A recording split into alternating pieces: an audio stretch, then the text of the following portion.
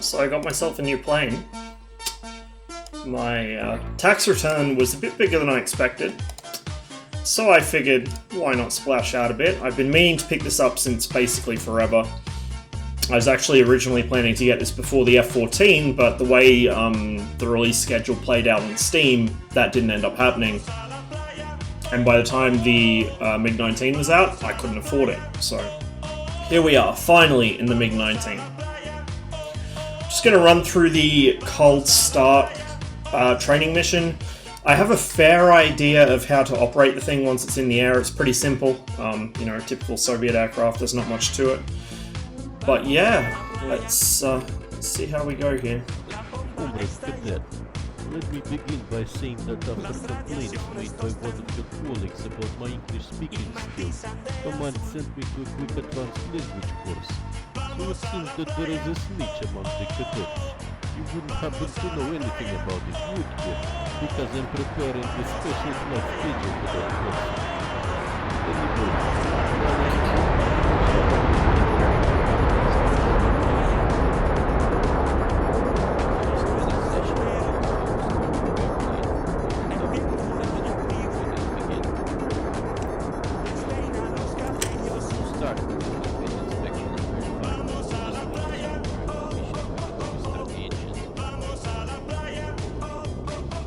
First, check that the landing gear handle is in the neutral position and that the hatch lock is in place.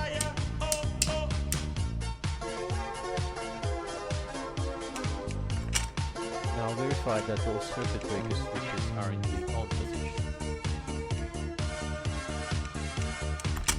On the left wall, the right and the left military power afterburner switches should be in the on position.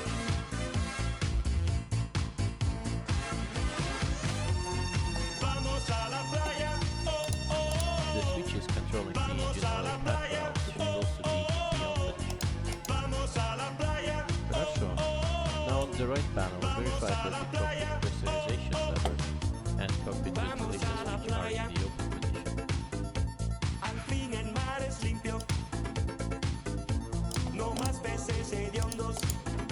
Check the cockpit visual and make sure that there are no foreign objects. I will say the tracker head box feels a little weird. It might just be because it's a new aircraft, but it does feel a little cagey in the movement. And I've noticed it's very hard to lean forward, I guess because the stick is so tall. You can't really hunch any further over. Make sure that the clock shows current time and adjust it if necessary. What is the current mission time? That is a very good question. Should show here 16:02.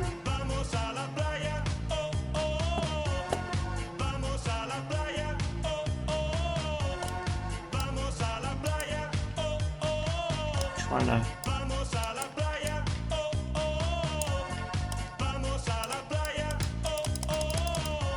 Oh, that's the alarm, I think.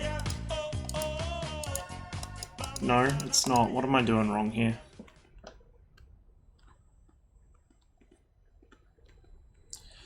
See, the head tracking is a little difficult to get right, and it's not easy to actually get my head down to see this thing. Okay, so that's got the clock running, I think. Or is that a stopwatch? I think that's a stopwatch, which is interesting. Ah, there we go.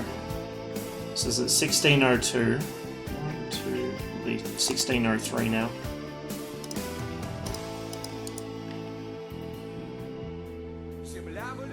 There we go. Now take a look at the altimeter and set it at 0. Next, verify that the setting below corresponds with the pressure given by the weather station and listed in your keyboard. Yeah, we'll just assume that's right. Check that the ARU2V work mode switch is set to auto, the up position. It is hidden behind the left lamp. Verify that the aerial hydraulic switch is in the on position.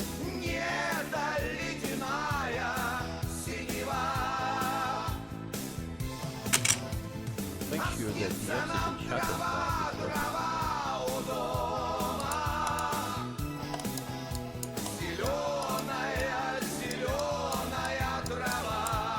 How do I... Ah, there we go. staying on the oxygen system panel, set it to mix and auto.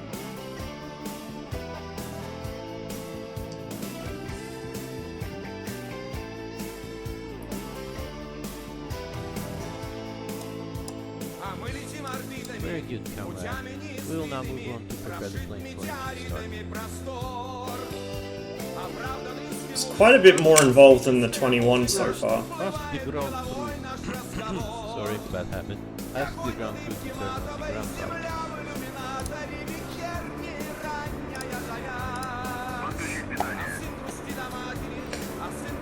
Kind of expected the older aircraft to be more complex. Compared to the MiG-21, the MiG-15 is actually really complex. There's a lot to know about in that aircraft. The 21 is basically idiot-proof.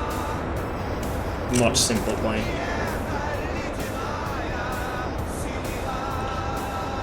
Unfortunately, because of the head positioning issues, it's hard to read a lot of these labels. Because the switches obscure them. Cockpit verified that the oil, left and right generator, lower hydraulic pressure lamps are on. That's the trimmer effect neutral. Aileron trimmer neutral.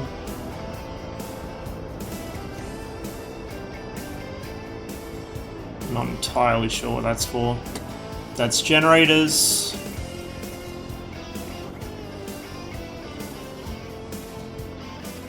Hydraulic pressure.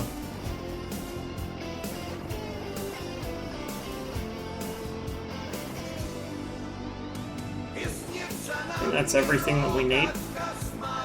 Where's the oil light?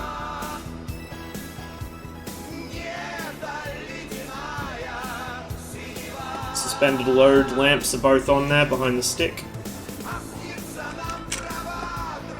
check the DCS log here and the control panel.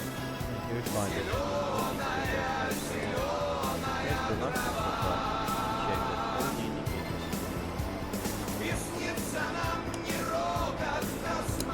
Yep, that works. Now press the left control button on the left panel.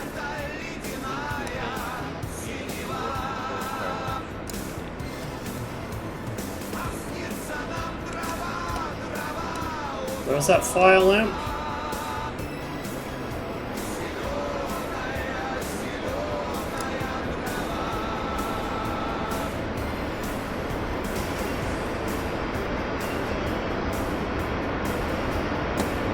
Not entirely sure where the fire lamp is,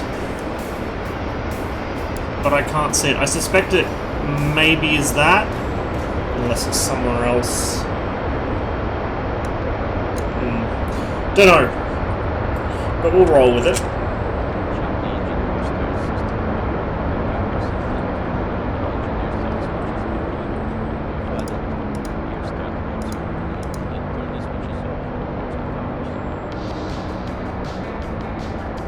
Those are the two air start lamps there, I think. Yep.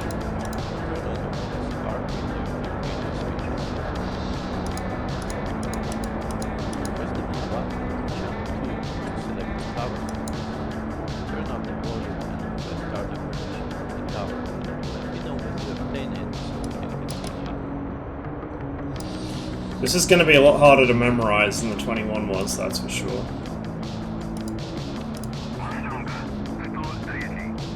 Hell of a lot harder to memorize. I forgot how to English there for a second.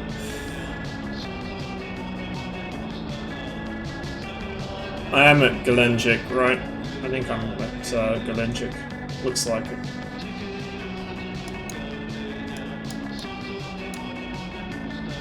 Yeah, that's on. Am I missing something?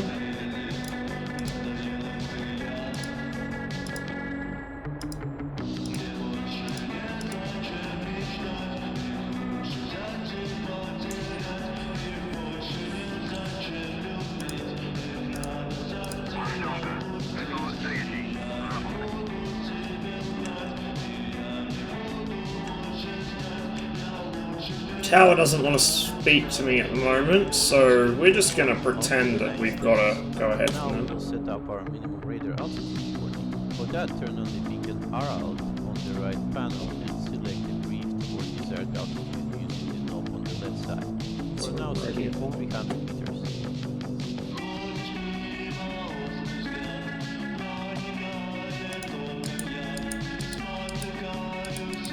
Turn on the MUS2 system tab, aileron tuner and GIK AGI switches on the right panel. Now we will align the radio navigation system in our horizon.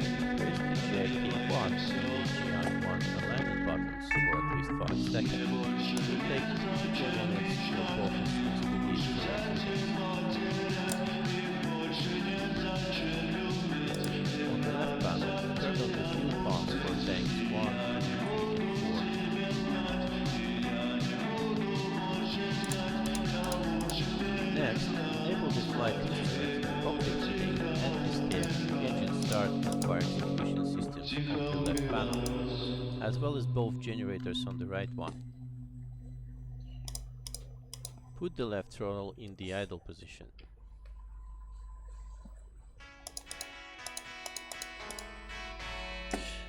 Where's the...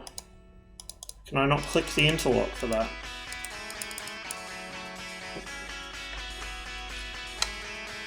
Now press the left engine start button for 2 to 3 seconds. Monitor the engine and oil temperature. As the RPM reach 4000, the oil lamp should turn off. The left engine should reach idle RPM. Oh, there's the oil lamps there. When that happens, the left generator disconnected and low pressure hydraulic system lights should turn on. At that point, you can activate disconnect the power valve.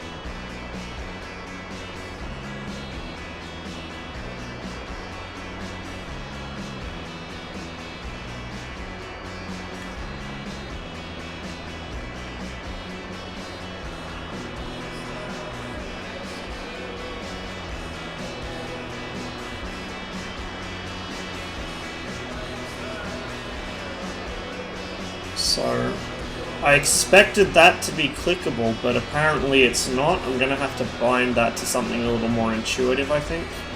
I have a pretty good idea what I can bind it to. I'll just maybe use the actual starter switches.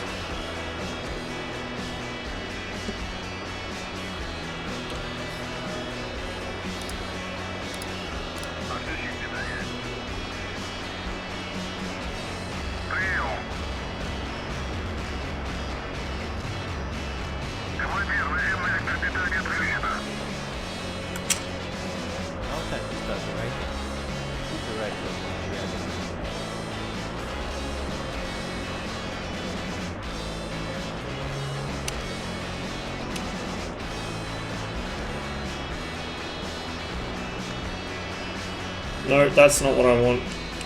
Shit. Oops. Trying to... What is it?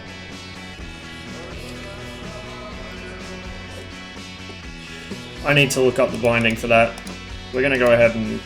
That's the wrong switch. We're gonna go ahead and restart the left engine while we sort this out.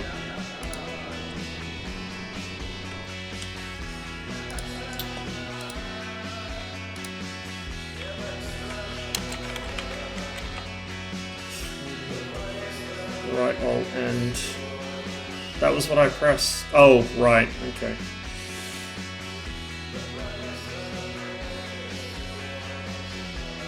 So...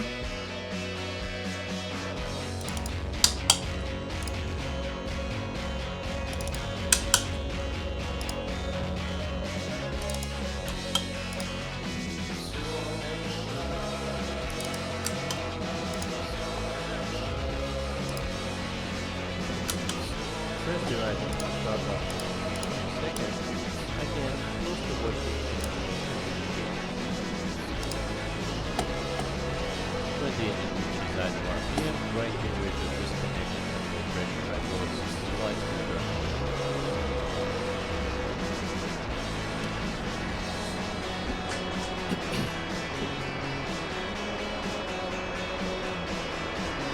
Go ahead and turn some lights on.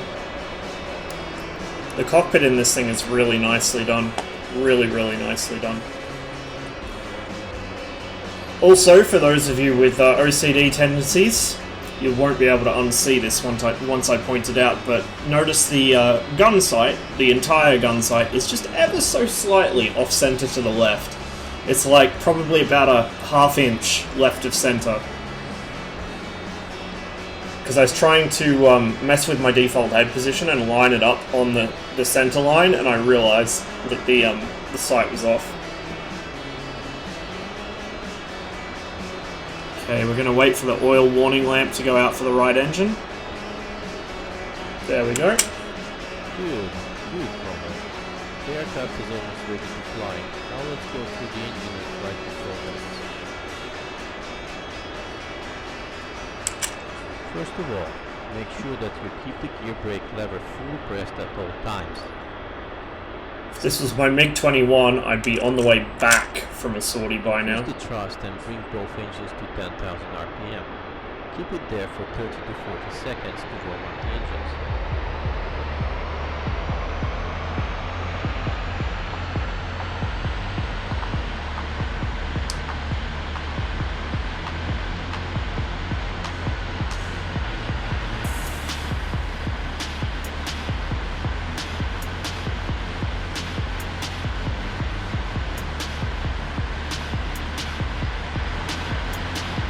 Technically, I don't really need the brakes held because I do have wheel chocks on. Because, you know, Razbam module, they do like their wheel chocks.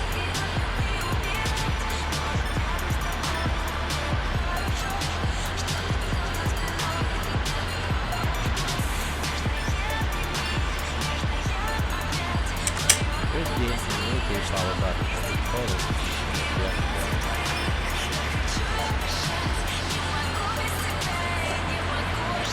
Alright, now take both engines to full power. Check that there are fuel margins between 11,100 and 11,600. Engine temperature below 62 degrees, and that the both 50 degrees. Afterburner lights and the burning light on the Where's my turbine temp? Right there.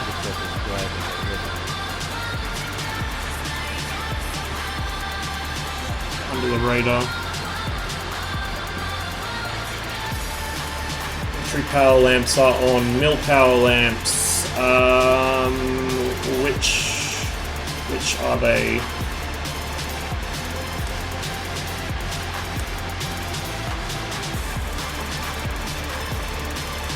It should be those two green lamps there. I don't know why they're not illuminated.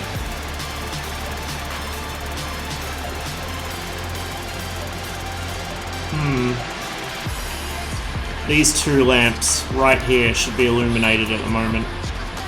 And then those two green lights there are the afterburner lights. Sounds nice and looks nice though. Yeah, it's a really beautiful module. Like, Razbam's modules always look and sound good. We're gonna bring the throttles back a touch and then put them back on. What I suspect might be happening is they might not quite be hitting the 100% on the actual throttle sensor. Sometimes it sits at 99. That is interesting. We're going to go ahead and hit the disconnect again. Oh. It might be that. Because I remember there was something said about the tutorial being wrong about the position of those two switches there. So we'll try this again. Pull it back. Hit that.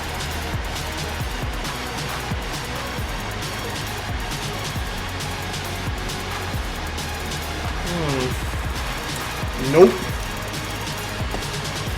Who knows? But the engines are definitely running up to pretty much full power.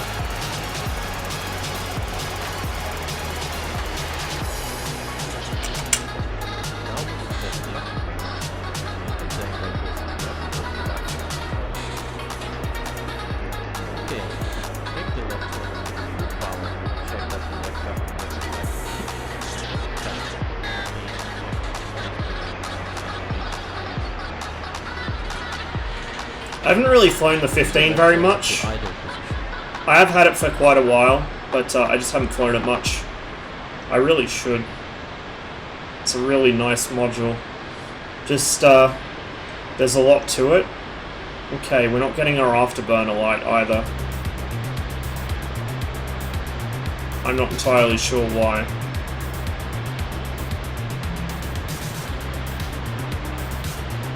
I'll take the right one for true power. I suspect. Yes, check the right. No, because these are definitely working. There should be a test switch somewhere, I think. Maybe? Or maybe they haven't implemented, but there should be a test button somewhere on that panel.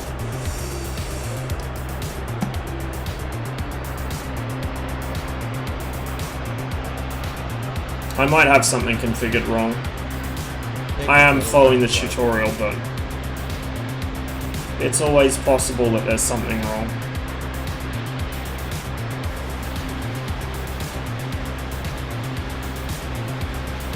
Let's have a look at the F2 view. Yeah, we're not getting any burner.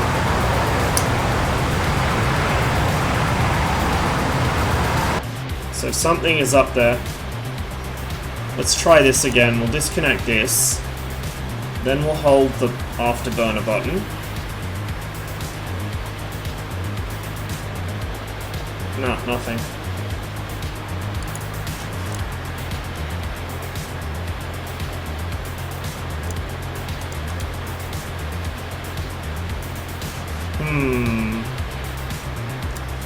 Yeah, something's configured wrong. Good, alright. You may now release the gear brake lever. We will check the flight controls and hydraulics. I'll sort it out later. I know the afterburner actually works because I was messing around with this earlier in free flight. Yeah, I did get it, Dibbo. I got my well, I haven't got it back yet, but I checked what my tax return's going to be this year. It's like $2,000, so I'm going to save about $1,000 of that for electricity bills, and the rest can go towards them. Well, not all of the rest, but some of the rest can go towards DCS and IL2, and a few other things I've been meaning to get for a while.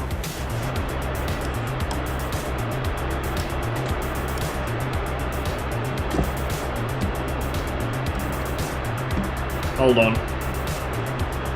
Hold on. Okay, no, the ailerons are moving. They're outboard of the wing fence, so I can't actually see them from the cockpit, which is great. Absolutely fucking brilliant. Can I see over it? Yeah, there we go. Okay. Don't mind me just having to stand up in the pit so I can see my own ailerons.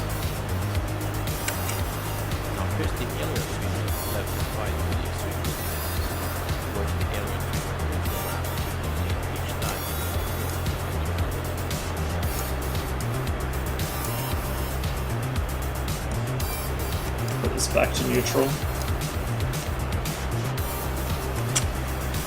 the switch on the stick. The pitch trimmer forward and back. The trimmer effect will allow you to manipulate each time. Circle the flaps to different positions using the switches on the left panel.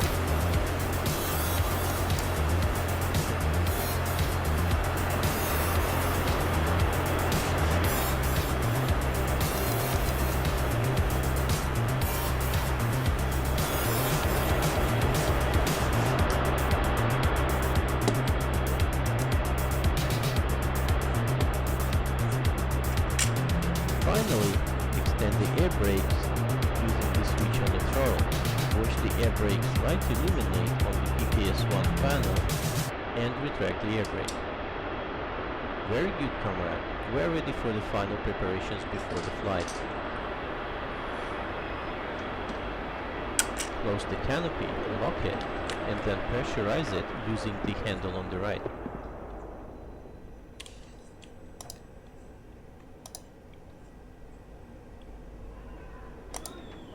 Good. You are now ready for the next part of the training, which is the taxi, takeoff and landing. That is all for today, comrade.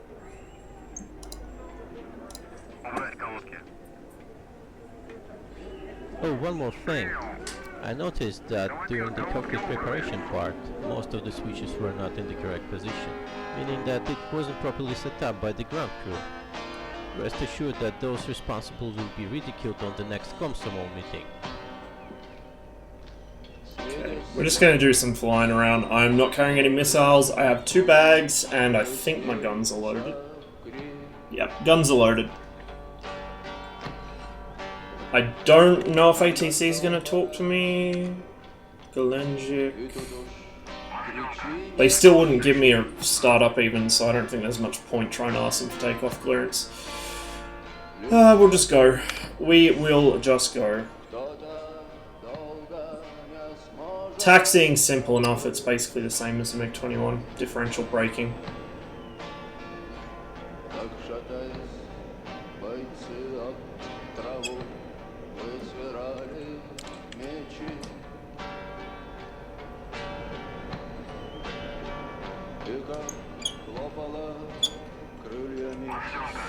I'd normally say I'm not a huge fan of the my face being pressed so far up against the front of the cockpit, but looking at the position of the seat, this is actually probably about where the headrest would put you. It is set quite far forwards. Oh, we overcooked the brake there a little. Heck is that red meter to the left? What red meter? Which one? The one under the accelerometer? That's the range meter for the gun sight. I don't have the gun sight turned on, but if I did, I could range it forwards and backwards, and you'd see the size of the pipper change in response.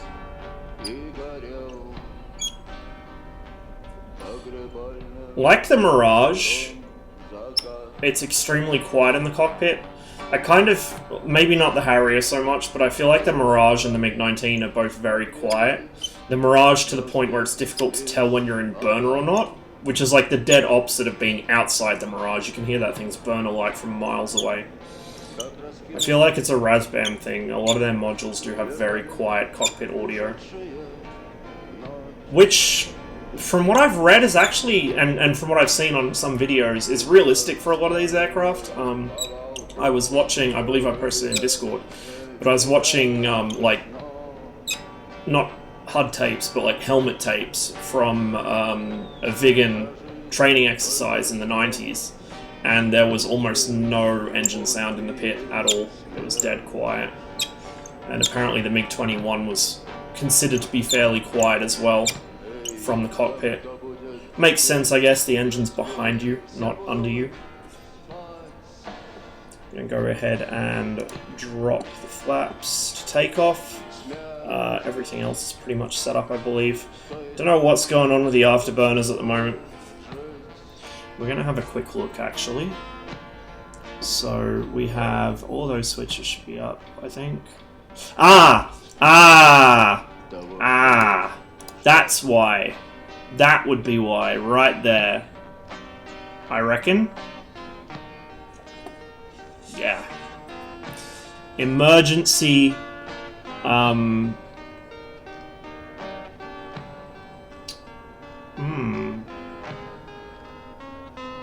But clutch is shut down, I think. Automatic shutdown. Like maximum afterburner. Left engine, right engine. I reckon that's why. We'll see if we get any burner on takeoff, and if we do, then we know we fixed it. Also, didn't this song just play? Oh well, who cares? We'll roll with it. Like the MiG-15 and several World War II Soviet fighters, as well as the Spitfire, you've got little like sticks that come up from the wings to indicate your gear's down, which is nice to have. Gonna go ahead and put power on. Hold in the afterburner button.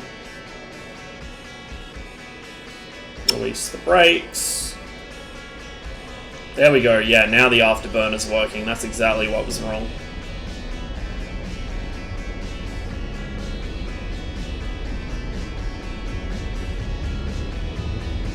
She takes off very easily.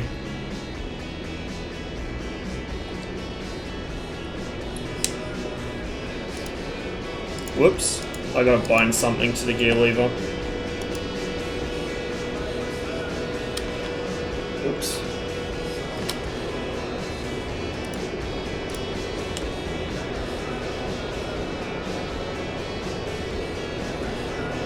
Yeah, the cockpit's really nice. I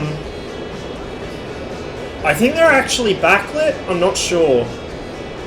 Or it's UV, maybe. I don't think it's radiant because it's controlled by these two knobs here. It's the cockpit illumination.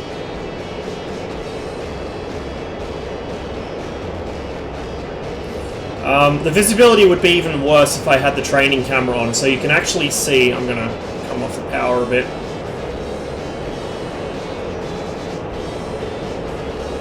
Just getting a bit fluttery.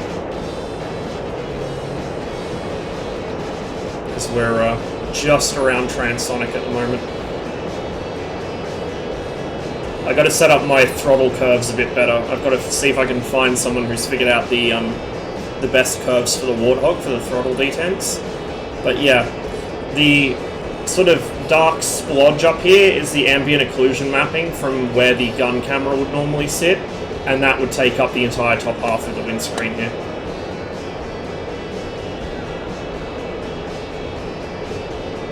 Rearwards visibility is actually really good for an aircraft of this era, like really, really good.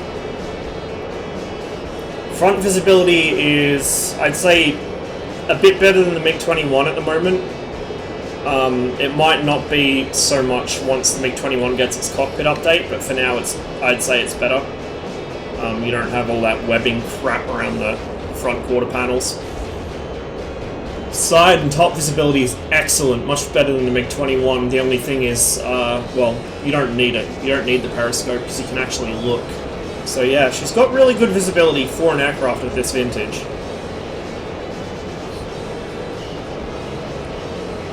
Cockpit glass radiators look nice, I know, right? I really wish that canopy icing was a thing. The MiG-21 actually has a setting to enable it, but I don't believe it's been implemented in DCS yet. The option's grayed out. It's a real shame because I think the only time I ever saw canopy icing modeled in a sim was Cliffs of Dover, and it was really hard to get it to... Oh, no, sorry. I don't even think Cliffs of Dover did it. It was Flight Simulator X, the Spitfire module for that, like the really fancy Spitfire module for that, which I got. You can ice up the canopy in that. Bet you an F-100 has a lot better frontal visibility though? Probably. All around, maybe not so much. Actually, all around on the F-100 wouldn't be too bad, I guess.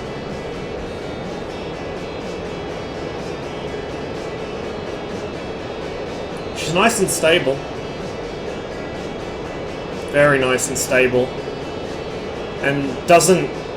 It feels, at least at the moment, like it doesn't porpoise as badly as the other Soviet aircraft I have. The MiG-21 particularly, but even the 29 does it. Where they bob their noses up and down and they're a real nightmare to trim. This feels pretty stable. She just kind of flies herself. No hands. So let's see, that's our little radio control panel down there. That's, I believe, for the arc, I think. Set to guns at the moment. So we can turn the radar on.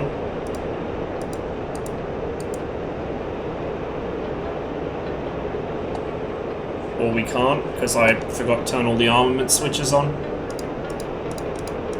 There we go.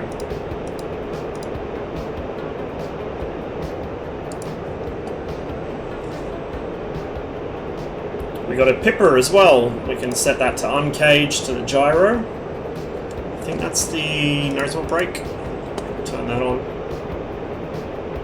Do the mill and afterburner buttons work for you? Yes. Okay, so I figured out how to fix that. These two switches will spawn in the up position. They need to be down. That's the emergency shut-off for the afterburner. Or for, well, afterburner and mill. Those need to be down. They spawn up.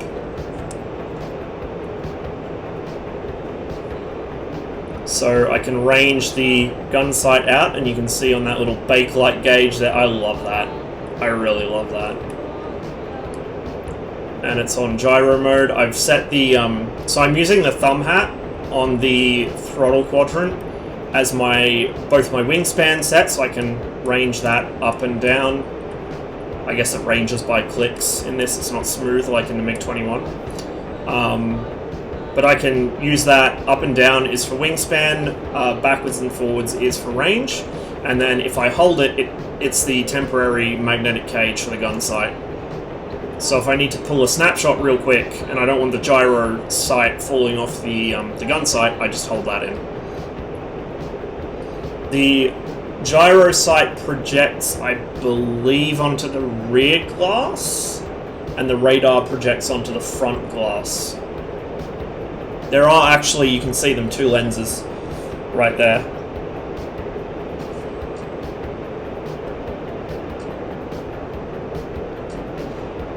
Catch up on chat a little here. She is really nice and stable in the air. My family home, we're getting on supersonic low-level flights, 300 meters or so over a studio training range not so far from here. Drakens were scroosh, and then a Vigan would be broom. I really want an AJ-30, oh sorry, a JA-37. The AJS-37 is really nice, but I want the fighter, because that would be so much fun to fly. Like, you can kill stuff with the AJS-37, but it's not ideal because it compressor stalls really easily, and you don't have an airborne intercept radar. Unfortunately, I think it shares some systems with the Gripen, so we're not going to get it because, military secrets and all that.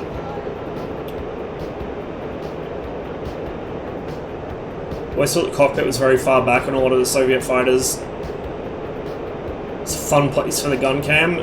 A lot of the Soviet fighters, the gun cam sits where the radar scope is here. So it sits off to usually the right-hand side of the gun sight, and then it has like a little arm that extends out here.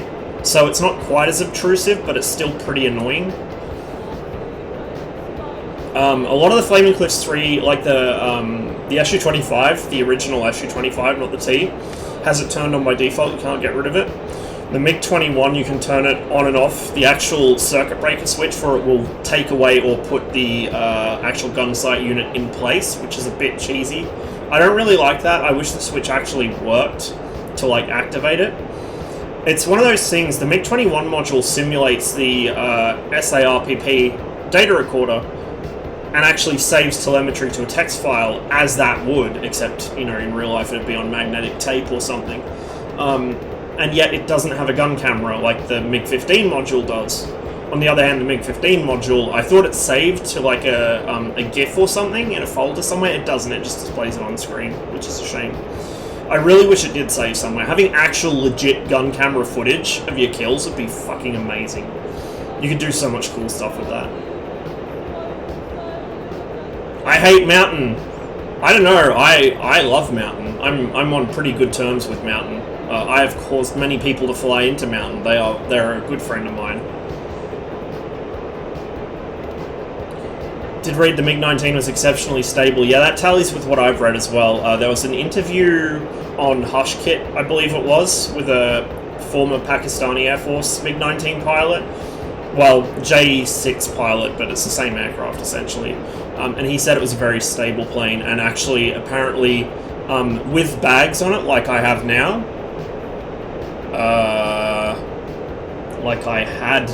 I may have over-G'd them.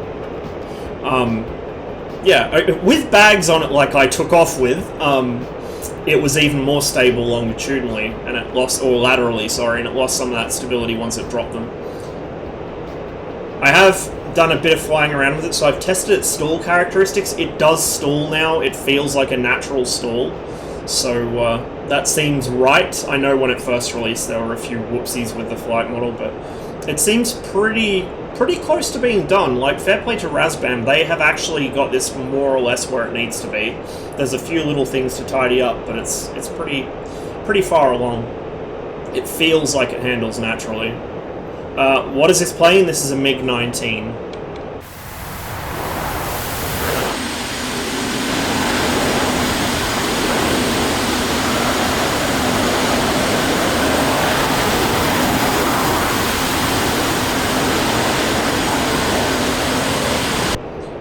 I'll be honest, I was never really into the MiG-19 until this module was announced. And then I found it really interesting. It is kind of a fascinating missing link between the MiG-15, well, and the MiG-17, and the MiG-21. And it kind of fills a role we don't have for Red 4 at the moment. Like, the MiG-15 really can't tangle with anything more advanced than an F-86, and the MiG-21 is kind of overkill in certain situations, but this is pretty good. That is an airfield marker. School is not out, we're just overflying an airfield marker.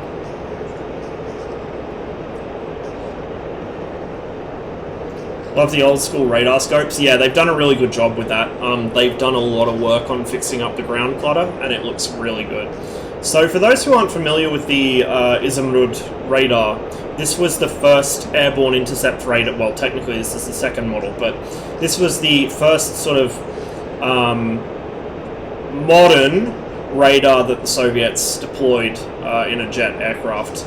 This was also used on the MiG-17 upgraded variants. I believe it was the MiG-17 PF, I think. I could have that wrong. It would be P something for Perechvachik, which is interceptor. But yeah, so it gives you very rudimentary all-weather capability. It also has the most, like, ghetto version of track while scan ever. So if I go to the external view of the aircraft, you'll notice that there's these two green painted sections, which is the dielectric housing for the radar. It's two separate antennas. So you've got like a search antenna, and then you've got a tracking antenna. So you can actually switch off the tracking antenna. I can't remember which it is. I think it's this one. Yeah. So this middle switch is the tracking antenna. I think this is something to do with the wavelength of the radar. Yes, it is. That's the crystal wavelength. So that there, the right hand is your search radar, and this is your tracking radar. And you can't lock a target in the conventional sense. You won't be able to see it at the moment because of the ground clutter, but if I turn away a bit, you'll see there's like a sort of square or rectangular box down at the bottom of the radar range scale here. And what that is, that's the lock zone. So any aircraft that enters that zone will be automatically locked by the radar. It's if there was something else up here with me, I could demonstrate it, but I think I'm by myself at the moment. So the symbology on the radar is very familiar to anyone who flies the MiG-21. Contacts appear as a bird. A upwards facing shape like that means that they're above you. A T shape means that they're below you, and just a regular sort of cross, like a plus sign, means that they're co-altitude with you. The radar range is very short, very, very short. It's like 10 kilometers or something. And the lock range is about 4 kilometers. So it's very much of like a Gen 0 kind of airborne intercept radar. It's not for guiding missiles, it's for gun ranging, essentially. And so that's what the front of these two reflector gun sights is. This one up front is actually tied to the radar, and when I've got something in that lockbox, a little pair of wings will appear with a circle in the middle, and then you line that up with the gyro gun sight, and that should give you a firing solution. It's quite an interesting system. Very space-consuming and overcomplicated, but I guess that's all they had at the time.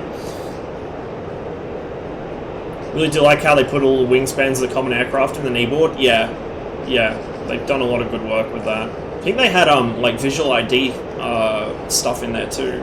I haven't really gone through the kneeboard yet, although I remember, I'm pretty sure they showed it in one of their videos. Gunfighting in the 50s and 60s was serious business. It sure was, and this thing has some serious business guns. The NR-30s are fucking beautiful.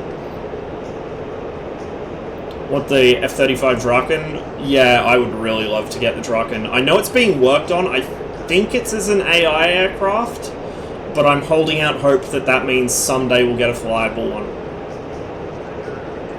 But they might not make a JA-37 because the last one... Yeah, exactly.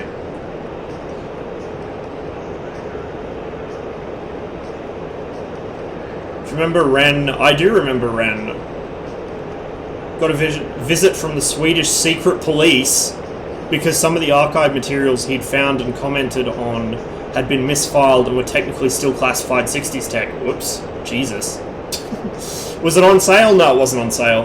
I just realised I was about to get a fairly decent-sized tax return this year, and so I thought I'd treat myself to a module I've been meaning to get since it came out.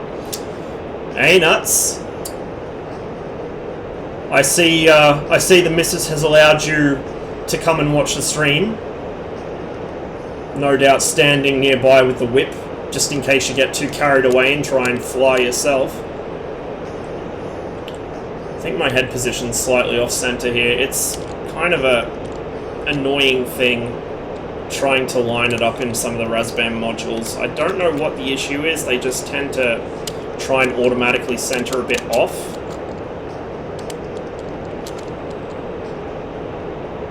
Whatever. It's close enough.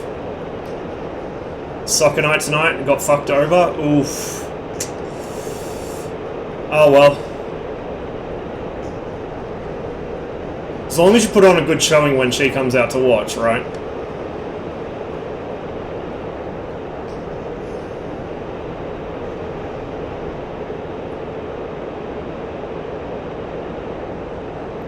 Always wondered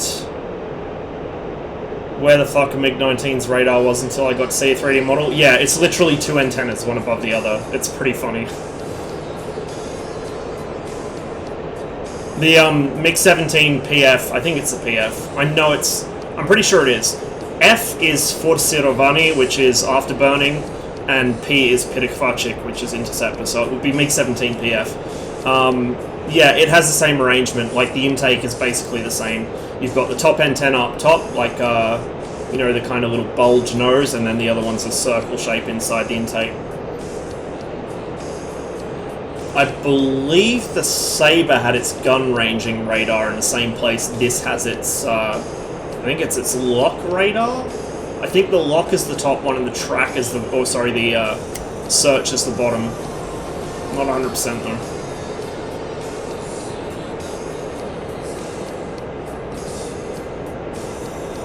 Okay, speaking of the guns, let's go find a train.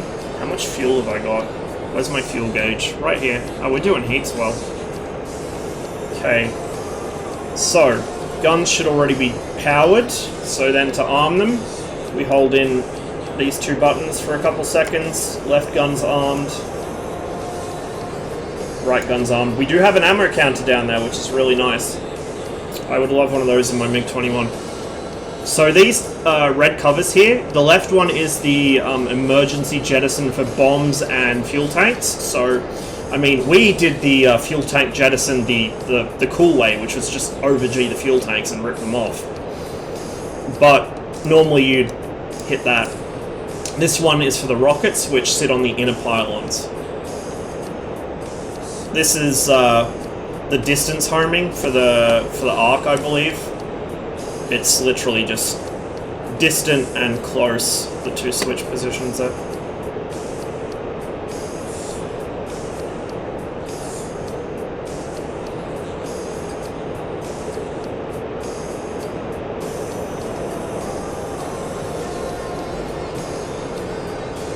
Do you recall F5 versus MiG-21 fight? Yeah. Forgot the F5 had a stick limiter? That's news to me, I didn't realise it had a stick limiter. MiG-21 sure doesn't.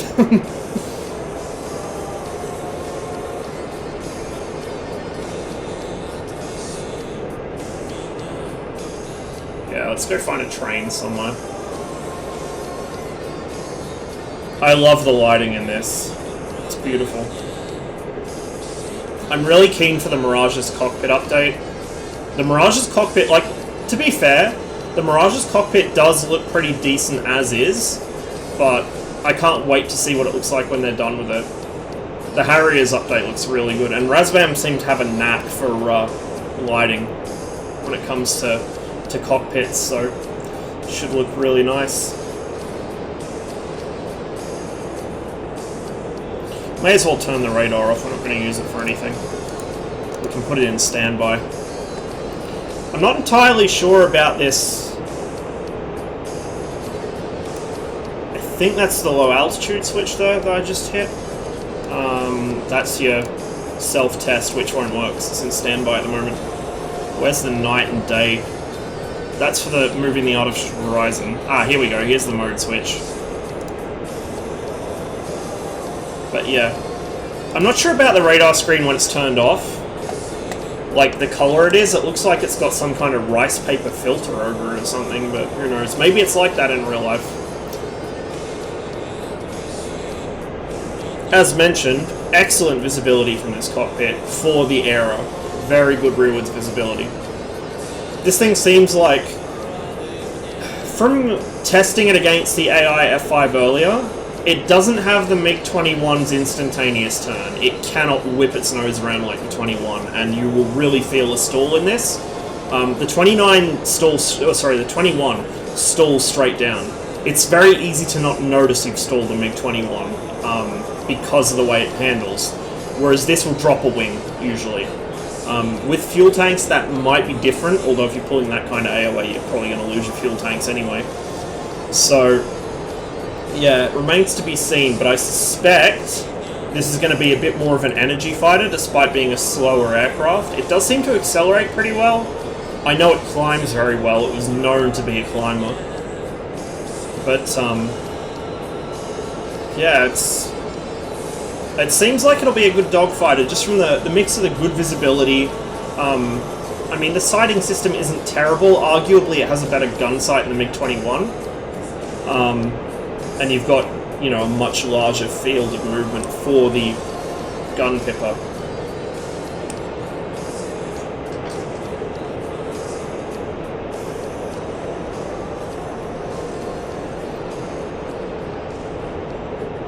Okay, now we've got to try and figure out where there's a railway line.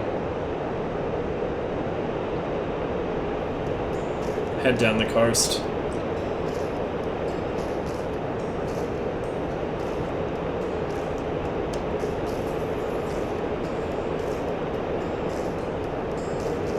Fuel's still okay.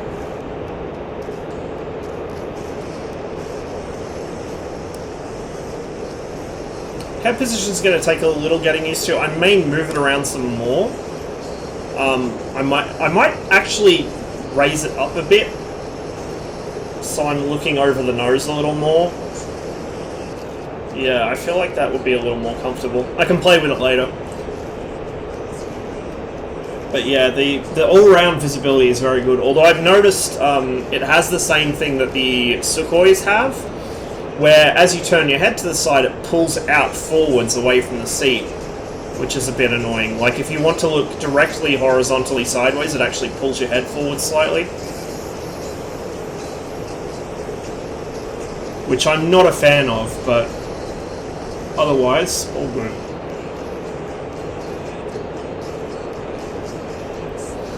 Now, I don't believe this actually has an angle of attack indicator.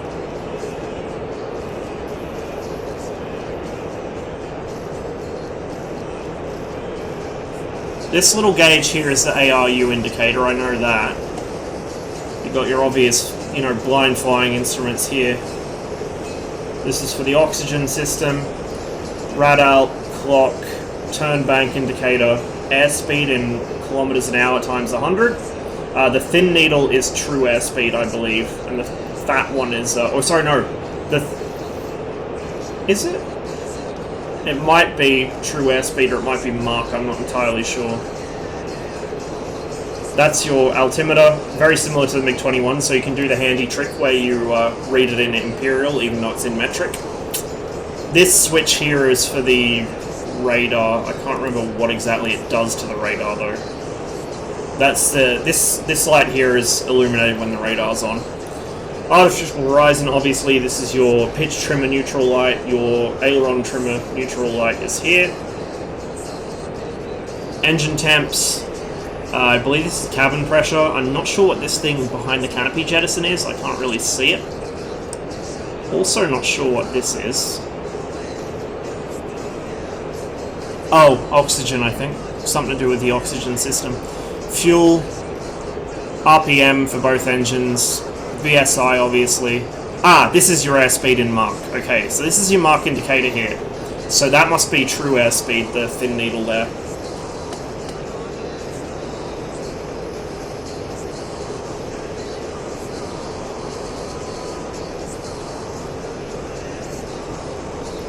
That should be Tuapsa behind us, I believe.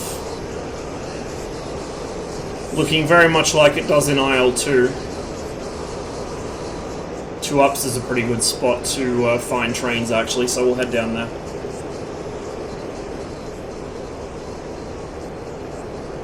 Now I did encounter an interesting bug earlier when I was mucking around. I decided to test the ejection seat, and upon ejecting, my aircraft started doing reverse outside loops. I shit you not, it was doing reverse outside loops. As in, let me just... It was, like, doing this. I can't even... I'm gonna have to go back and get the replay and, like, get a recording of it. It was very bizarre, and I don't know if it's a similar thing to the Harrier's issue it still has occasionally, where it does the belly out cartwheeling thing. It seems to be a very specific bug with the flight model. But, yeah, I only encountered that after ejecting, so I don't think it's something that would happen in normal flight. Pop the air brake for a minute.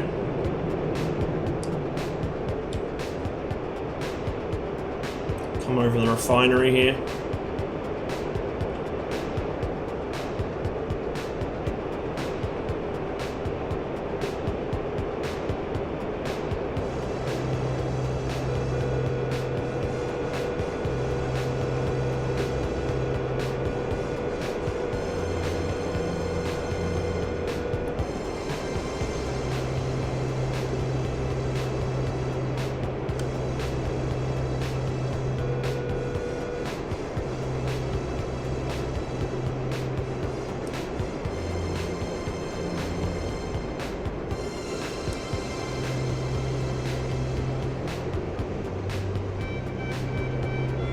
On our airspeed. I will say the airspeed indicator isn't in the best place. I'd prefer it to be a little higher up, but oh well.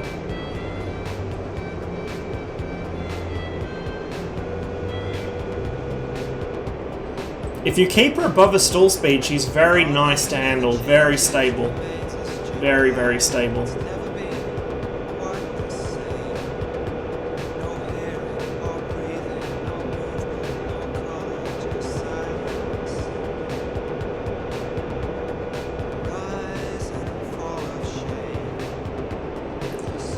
Let's head down to Sochi, and I might see if I can squeeze under one of those oil platforms. See if I can spot a train on the way as well. I just want to demonstrate these guns. These guns are fucking beautiful. They sound incredible. They sound as powerful as they are. Put it that way. Of course, there's trees all along the railway line here, so I'm not going to see a train anyway. I feel like the field of view is kind of narrow, but it might just be because of how far forwards you're sitting.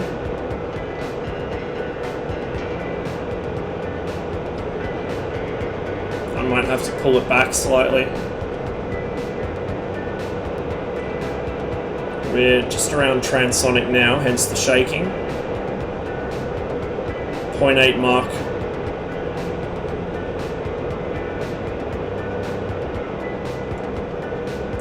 So, I don't know if this applies to the MiG-21 BIS Model 75, which we have in DCS, or if it was just for the early models of MiG-21. This is coming from a document that was written by the Americans after testing a MiG-21 F-13, which was, you know, the initial production interceptor. It was the first all-weather variant. But they found that had a very low Q limit, so at low altitude it couldn't exceed 0.95 indicated Mach, or the controls would become ridiculously heavy and the aircraft would start shaking all over the place. Like, it was just profoundly uncomfortable to fly the thing and very difficult to control. So they found that at a, you know, in practical terms, at low altitude, the MiG-21 was limited to 0.95 Mach. but I don't know if that applied to the later models. I feel like that's something the Soviets would have gone to some effort to address, but I don't have the documents to say whether that was the case or not.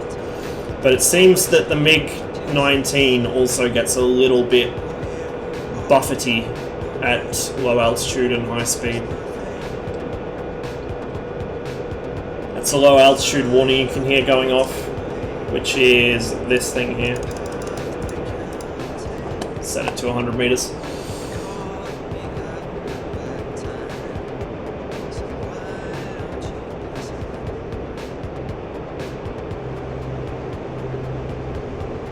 How's the fuel now? Yeah, it's starting to get a little lower.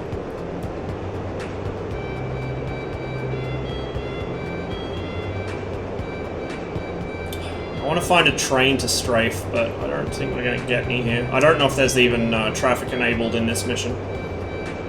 This is just the default cold and dark startup mission, like the tutorial, so it might not have ambient traffic.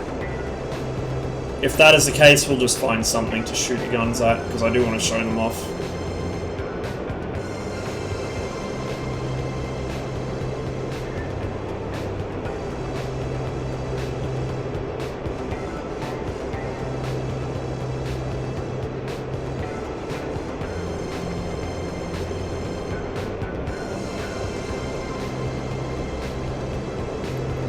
And we will land at Sochi, assuming we survive our attempts to go under the oil rig. Should be Sochi just up ahead. In fact, yes it is, I can see the platforms. So you know what, we'll just blast some rounds under. I've just got to figure out which side to approach from. I also don't know if my wingspan's narrow enough to fit through or not.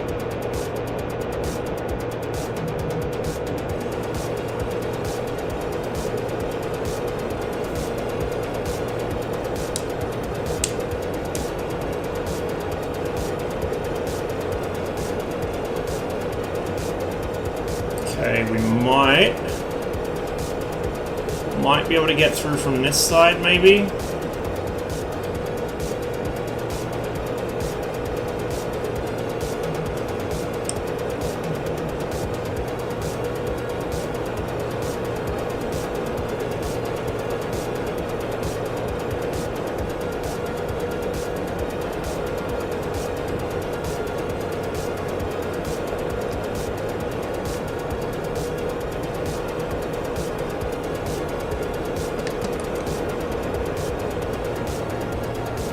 There we go.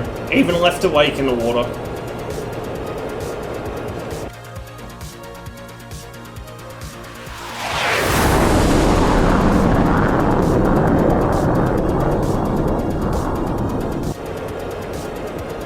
Okay, we'll come out of burner. And we will go land at Sochi. It should be a little further down here. Get rid of all the weapon systems, switches, we don't need any of that on.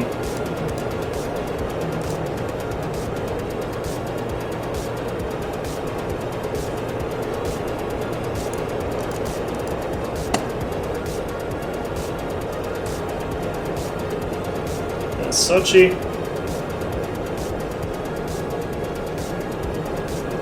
This will be my first landing in the MiG-19, I believe. Wait. No, second landing in the MiG-19. I think. No, first. I'm very forgetful today. I was thinking of the Vigan, I did a landing in that earlier.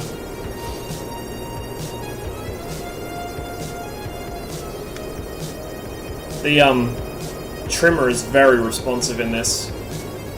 In general, the trim system feels a lot better than the MiG-21, and unlike the MiG-21 you have roll trim, which is nice. I'm not sure if this has a yaw trim. I don't think it does.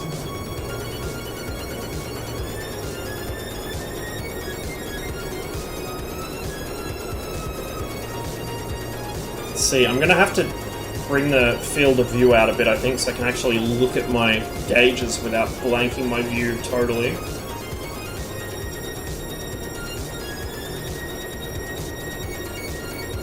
I really like having to mess with my field of view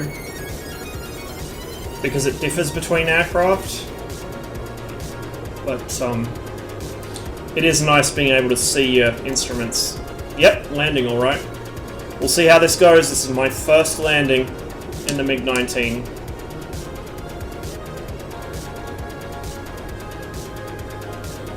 Should be fairly straightforward. It seems like a pretty well-behaved aircraft.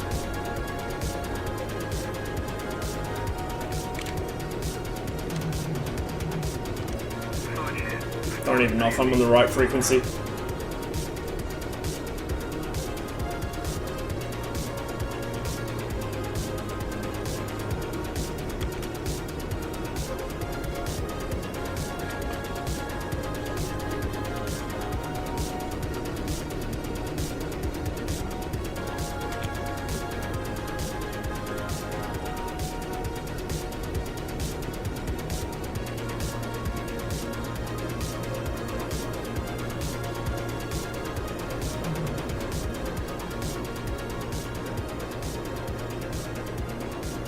As usual, my approach is a sloppy mess, but they're always like that, so...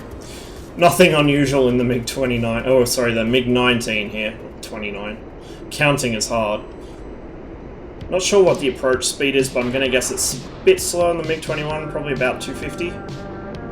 Somewhere in there. So we'll pop the air brake out. Just bleed a little speed on the way in. Oh, my music stopped. We are coming in a bit faster than intended here. It seems to retain its speed very well, actually.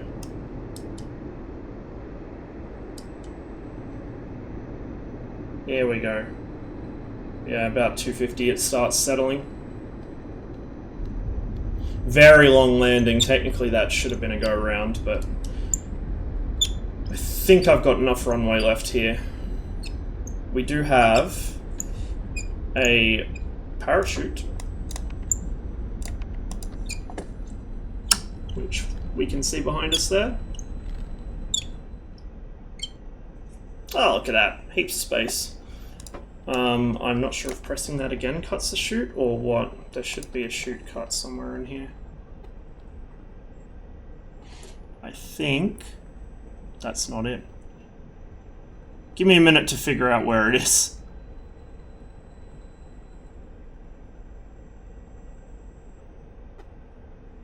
There should definitely be a chute cut.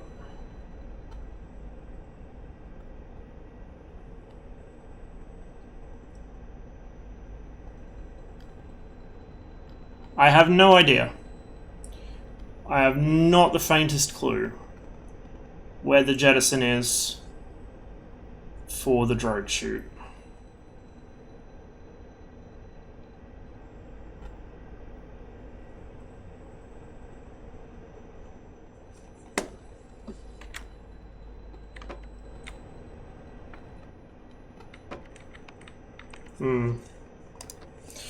Maybe it just comes off automatically. Oh, hang on. That's our landing lights, I think. That's the light brightness. Yeah, I don't know. Single player and multiplayer. This is just the cold start training mission. There we go. Get the music going again. Yeah, this is just a cold start training mission, so single player. We can unseal the canopy now.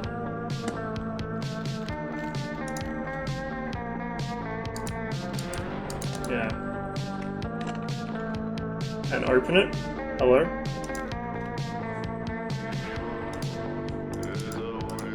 There we go. There we go.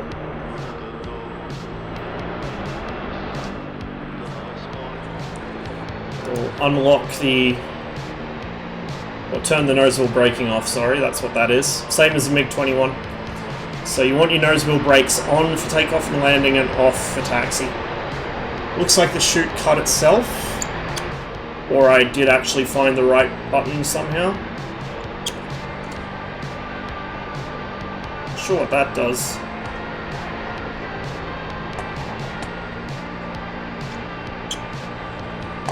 So I remember very little about how to actually start this thing, actually.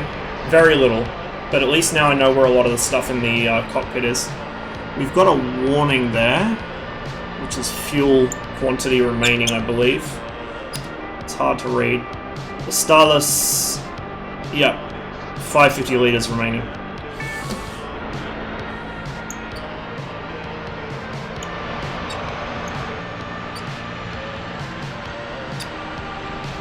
Starless Pizza 50 litri. That should be. I'm probably mangling that, but I can barely speak English at this hour of evening, let alone Russian. Judging from that pedal, your pilot has Parkinson's. Yeah, my rudder pedals are fucked up. Like, this is an ongoing saga. That'll probably be something else I drop some cash on. Is getting some new rudder pedals at some point. I do have a script which denoises the rudder input, which Jammer from IL2, those of you who play that a lot probably know him, he made a script that fixes that up. The thing is, it has to be mapped to a virtual axis, and there's like a whole series of things to do. It's not difficult, it's just I have to do a bunch of stuff to get it working, which in IL2 is fine, it takes like a minute, but in DCS, because every aircraft has different control bindings, it would take me forever to go through and do it, so I haven't bothered yet. Basically, I've got to remap the rudder axis to a virtual input, and then use that in place of the actual rudder pedals, and then the denoiser script works on the virtual axis. So yeah. But there we go, that is the MiG-19.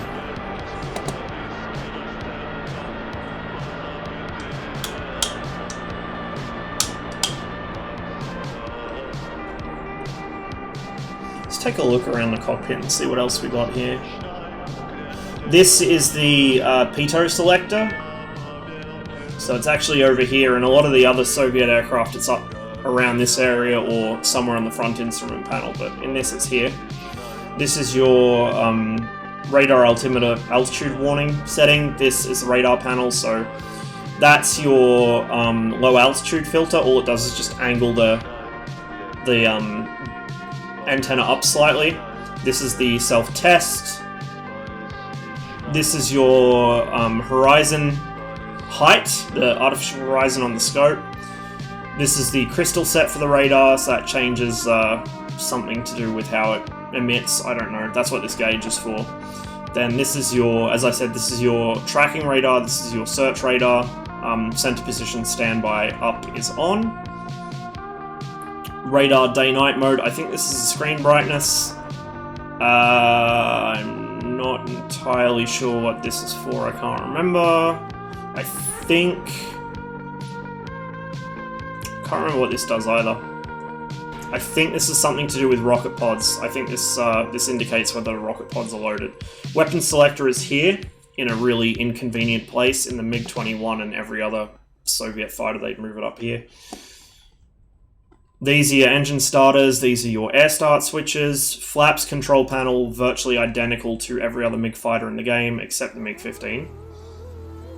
This is your oxygen system stopcock, and this is oxygen controls there.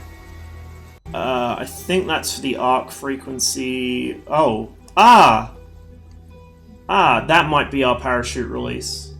Let me see if I can angle my head to read it. Spros parashuta. Yeah, that's what it is. That's the parachute jettison right there. Okay, good. So now we know where that is. This is for the ARU, which is your control system. Like, the ARU basically adjusts the sensitivity of the controls based on airspeed. MiG-21 uses the same system. So you want this up, which puts it in the automatic position. If you have this switch down, then this switch works, and then you've got long arm and short arm, basically, which I don't want to go into the technical details, but basically that governs how much stick deflection affects the tail surfaces. As we discovered, these are the emergency cutoff for the afterburner and mill power, and then these are all your fuel pumps, I believe.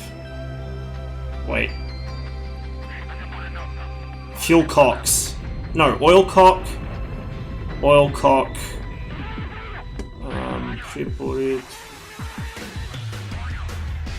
fire extinguisher, I think, and then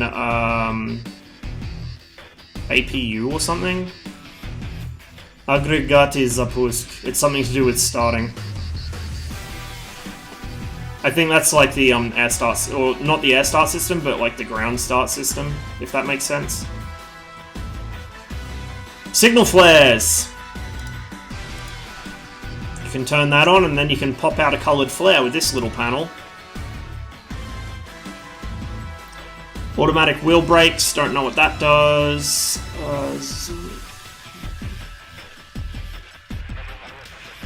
Something to do with the fire extinguisher and fire warning lamps. Fourth fuel tank pump, third fuel tank pump, second fuel tank pump, first fuel tank pump. These are fuel lights to show that there's that the tanks are empty. Firelight test, there you go. That's the firelight, and I think that's the... Oop, no, that's not what we want to do. I don't know if that's just a light. Yeah, I think it is. This is the extinguisher, I think. Something to do with the extinguisher, and then that's the two...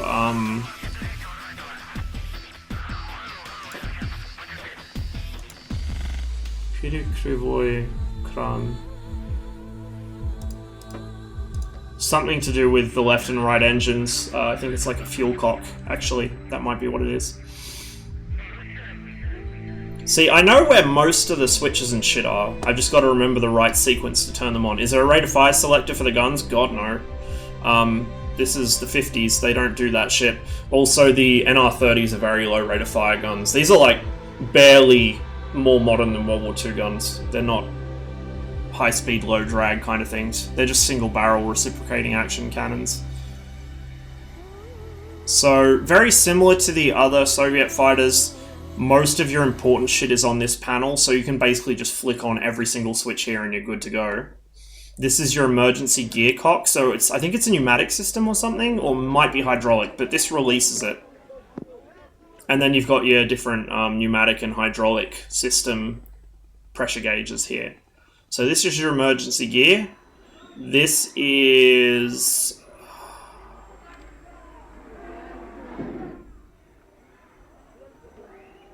flaps, I think.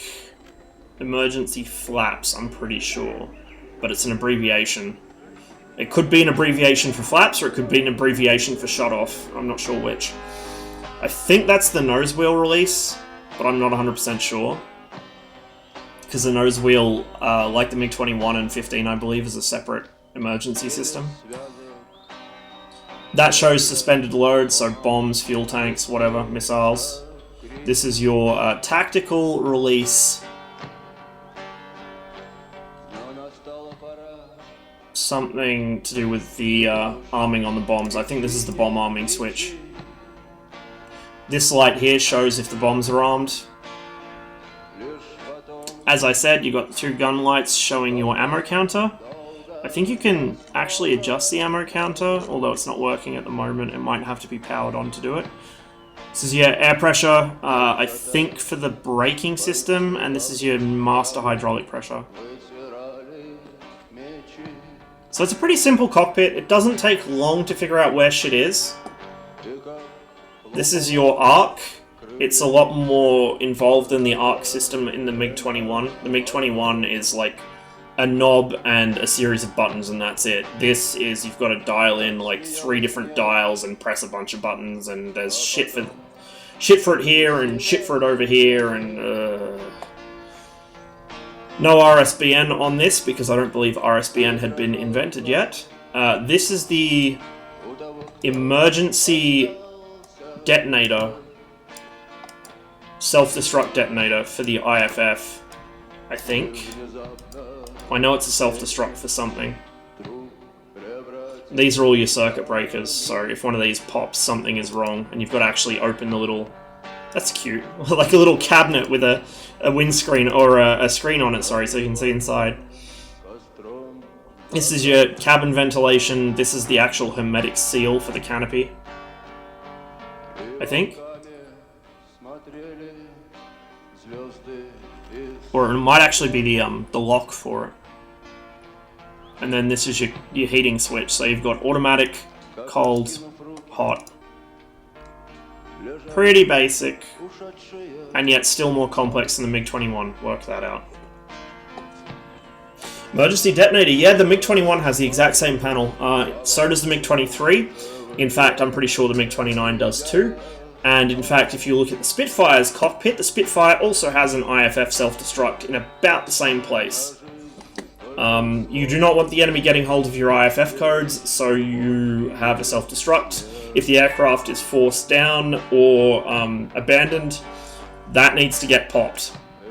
You really do not want the enemy getting your IFF codes. When Viktor Belenko flew his MiG-21 to Japan and defected to the West, the Soviets had like a mad rush going on to change everything because suddenly all their IFF codes were compromised. Obviously all the other systems on the aircraft too, but that was the big one, the IFF codes. Because obviously if the enemy knows your IFF codes, they can just squawk that and fly into your airspace, and you are none the wiser. You would think that it's friendly aircraft. So yeah, that is the MiG-19 for you guys. There's a bunch of shit back here. I think this is all just auxiliary systems and stuff like the pilot's oxygen system and G-suit and so on. It's not clickable in this. That's, as I said, the oxygen valve for the actual pilot, but I think this is for the G-suit. Yeah. Pretty neat plane. A lot of attention to detail in here.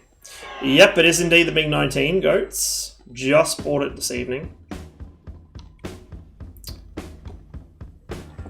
She is definitely a beauty.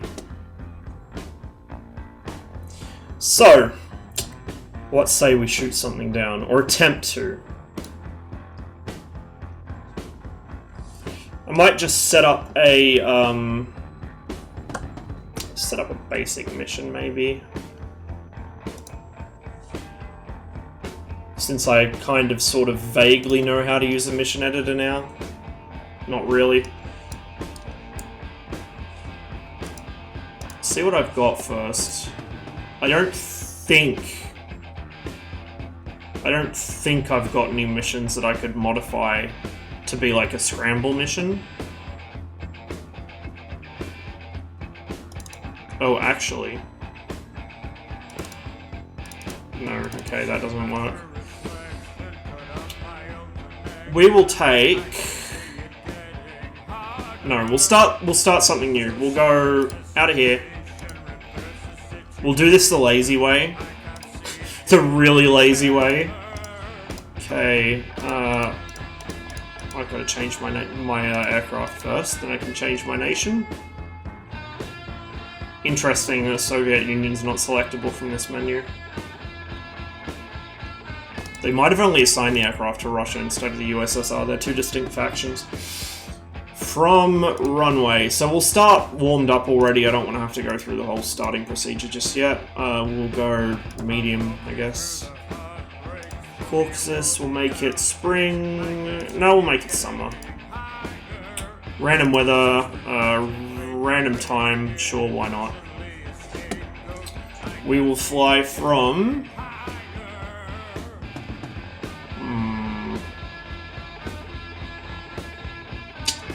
Let's fly from...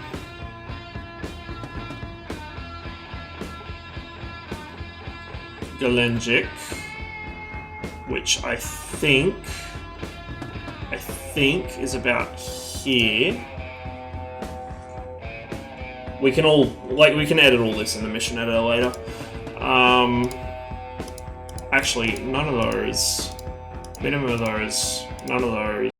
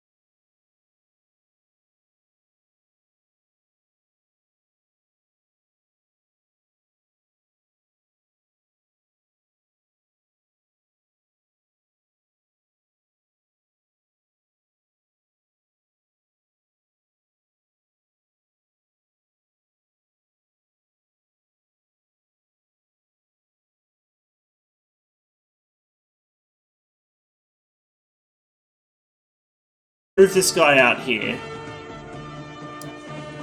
Then we'll move this guy out here.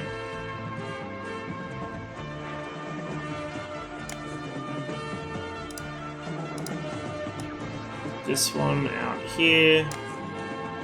There's one more. There he is. Move him out here. Okay. This is probably not going to work. I have, like, no idea at all what I'm doing.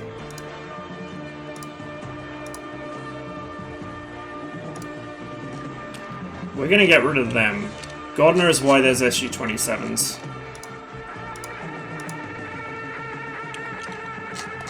Because I didn't add SU-27s. We were supposed to be the only aircraft here. This mission generator has done some extremely weird shit. Oh no, sorry, I did set that to be friendly fighters, my bad. Kutaisi we're flying from. I don't think we're gonna have enough time to get to altitude, but we'll see. We will see. We can always get them on the way back out if we have to. Now I'm gonna try and select my flight. Whoop. Almost had it. There we go.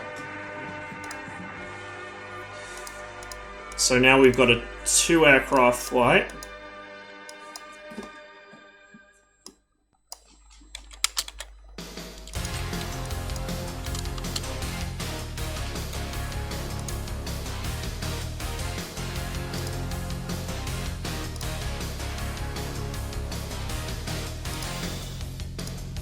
Go with the default skin. We will go with 2 missiles and full fuel.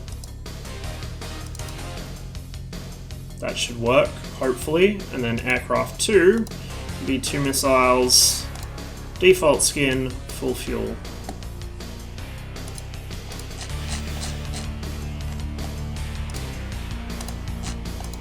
Okay. Okay, I may have broken this. Oh god, no, not more fucking F-16s, please. A-10s, Jesus, no. We'll get rid of these too, whatever they are. More A-10s. So I really only want those B-52s to come in, to be honest. And hopefully that will work.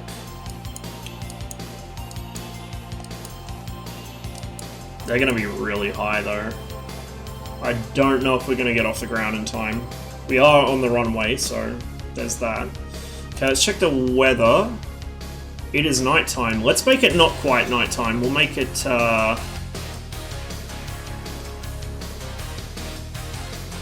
in the evening, but not nighttime. Yep. Okay, I'm happy with this. We'll just fly it. We won't save it yet. Okay, maybe we will. Gun battle the A-10s. Tempting. But I suspect I might need to use all my guns on the bombers because I haven't had the best experience with AI wingmen in DCS. Pretty keen to take this thing online. It seems like it's going to be a pretty interesting dogfighter, especially on the Cold War server.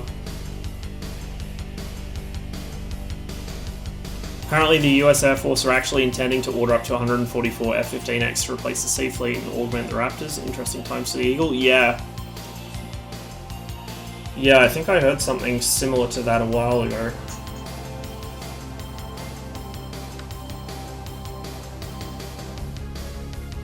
Had the original version of what, the Siberia theme? Yeah.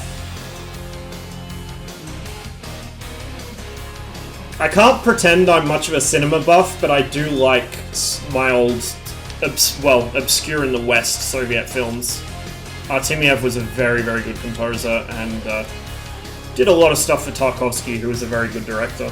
I just got done watching Solaris a couple weeks ago. It was some really heavy viewing. I'm glad I finally got around to watching it. I've been meaning to for years, but it's one of those movies that kind of leaves your brain fried for the rest of the day.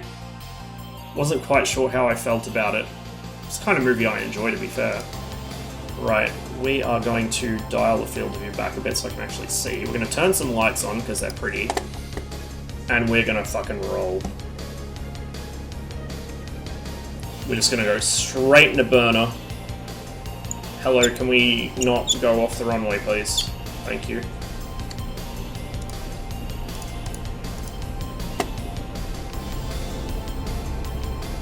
There we go.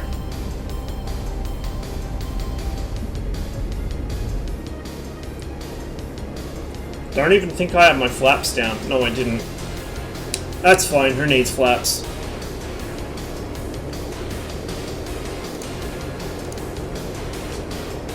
Okay. I don't even think my radio's on, or if it is, it's not on the right frequency, so that's brilliant. Oh, we don't have AWACS, that's why. I turn that on to guided missiles, turn all of this stuff on, except the gun camera, since we don't even have it installed. Hear the growler from the missiles. Why is my game frozen? There we go. Don't need that. Let's go right ahead and turn the radar on now. This doesn't appear to have a warm-up time like the MiG-21, although I could be wrong on that. Don't know what the wingspan in meters is of a B-52, but I'm going to guess about 55 meters, something like that. 55, 60 probably. Don't know where my wingman is. Hopefully following me, but honestly, who knows?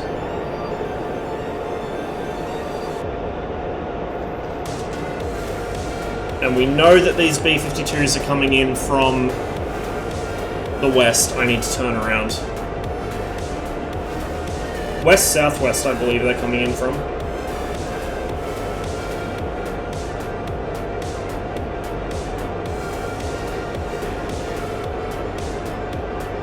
"56 meters, damn. I just figured it would be close to that because that's about the wingspan of a Tu-95 as well. Okay, remember how I said this thing climbs really well? We are already very high up. Holy shit. This thing climbs like a fucking homesick angel.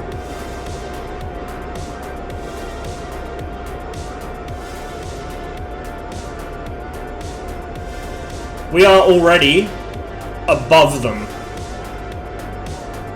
If I'm reading this right. I might be a bit flat-brained, but I'm pretty sure we are at about 40,000 or over 40,000. We might be about 50 now. Yeah, we've got to be about 50, I think. We're very high up, put it that way. So we're not going to pick them up on radar if they're below us, because the radar looks up, not down. Yeah, dude, this thing's ridiculous. Let's just double check, because I might have my maths wrong. 39,000 feet. Holy fuck. I mean, the MiG-21 climbs really well too, but I did not expect that kind of climb performance from this thing. That is just... oh, that is obscene. Okay, that is... I don't know. I think that might be a standby? I honestly don't know. I can't remember what that switch does.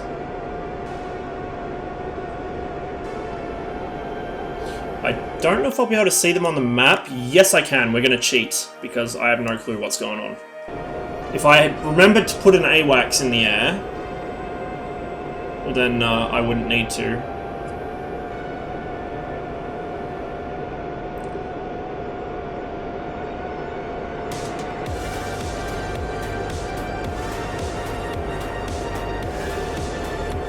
How does this thing's scuffed toaster radar work?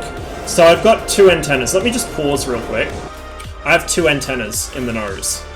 The green paint is the housings for the radar. So the top one is my tracking radar, and the bottom one, I believe, is my search radar. Or I could have that backwards, but there's two separate antennas. One is a search radar, one is a tracking radar. It is like the most ghetto form of track while scan ever. It wasn't intentionally done for track while scan, it was done because that was the only way they could figure out how to do it. So, when I get close, I'll see them start to appear as contacts, like on the MiG-21's radar, but I can't manually lock them. There's no TDC, right? So I can't range out a TDC and lock them. When they enter this box, the 4-kilometer box here, they automatically get locked. That's how this thing's scuffed ass radar works. And when it does that, because this isn't a missile guidance radar, this is a gun ranging radar. When it does that, the front glass here, because there's 2 sights here, the rear one is my gyro sight, which I have on at the moment. I've got to uncage that when I unpause. So the rear one's my gyro sight, right? The front one is the radar sight. So when I get someone in that lockbox, you'll see an icon with like a pair of wings and a dot in the middle. That'll appear, and then I line the gyro sight up with that sight, and I have a firing solution. It is really ghetto. We're going to unpause, uncage that before I forget. And just double check the F10 map. Okay, they're slightly off to my right. I need to make sure I'm flying towards them. Unfortunately, they're above cons, so my best chance at getting visual of them is kind of not going to happen. We'll just use this as a ghetto version of GCI. It's technically cheating, but, you know... Oh, there we go. They're below us. We wouldn't have seen them on the radar anyway.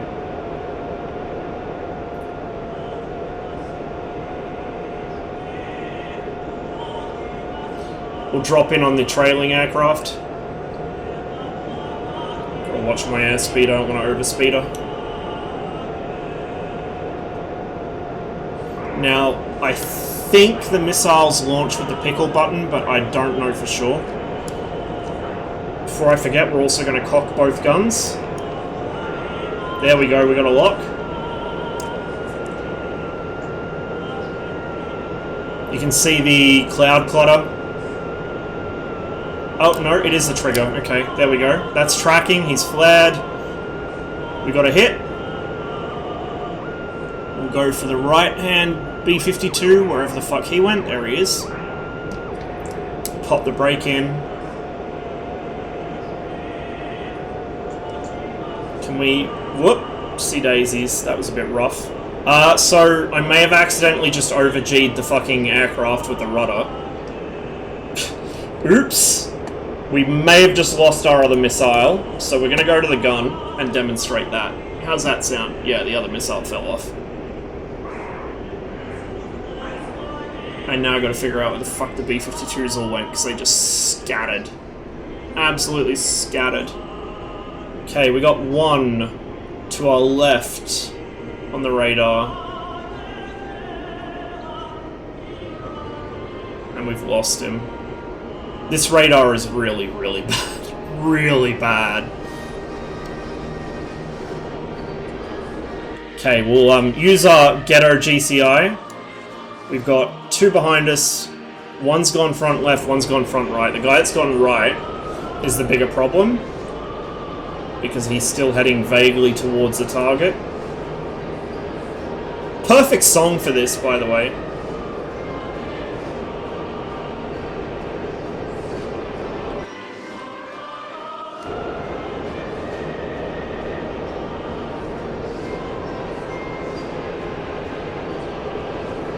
You can see just how short range this radar is. I'm going to go into afterburner just to catch this guy up. We're also going to see if we can tell our wingman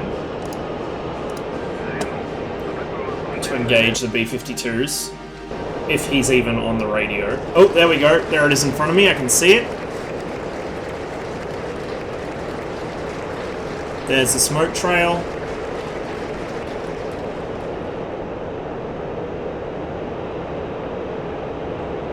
You can see the weather is really fucking with this radar. Really fucking with it. The MiG-21 has a rudimentary weather filter. This doesn't. It can't deal with clouds, or the ground, or water. Okay, we're gonna slow down. Come out of burner. Step on the brake. This aircraft really holds its speed very well. Okay, we've got a lock, but for some reason the radar sight's not on, so we're going to go with the gyro for now.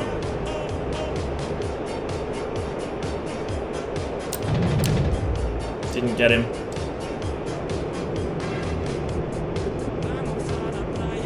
It's Don't know why the radar sight's not appearing. I may have got the aircraft configured wrong.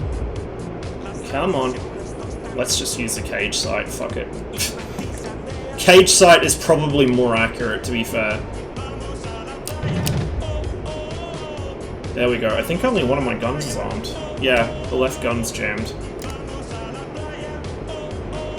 Okay, now both are armed.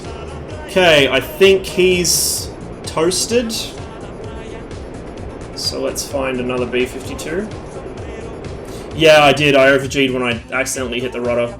Like I said, my rudder pedals are fucked. They're extremely sensitive, and the sensor is very noisy. Like, it jitters back and forth, even if my foot's dead still. Here we go. We got another one. See on the radar? He just appeared. The one on the close right, Coal, is the one that I just shot at. I believe he's getting engaged by a Tunguska anyway. The one in front of me has vanished. We went past someone, I guess? Yeah. Oh, actually, I think the guy I was chasing there just got hit by a Tunguska maybe, so we'll go for the... There he is. See him flaring.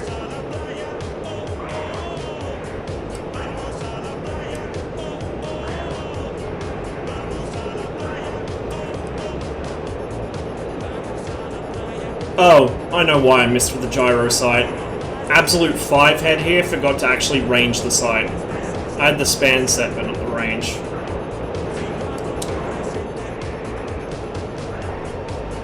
Is that good visibility to keep eyes on him through the turn? It's going to disappear behind a cloud, but that's alright.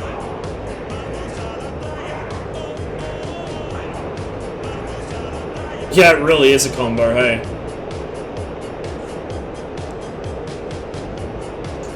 Okay, he should be in front of me somewhere, but the clouds, again, are absolutely rat-fucking the radar.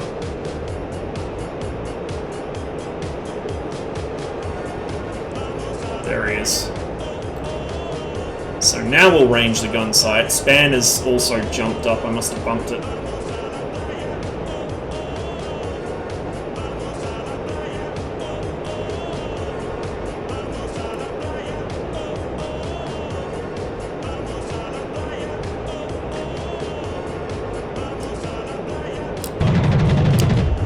Missed.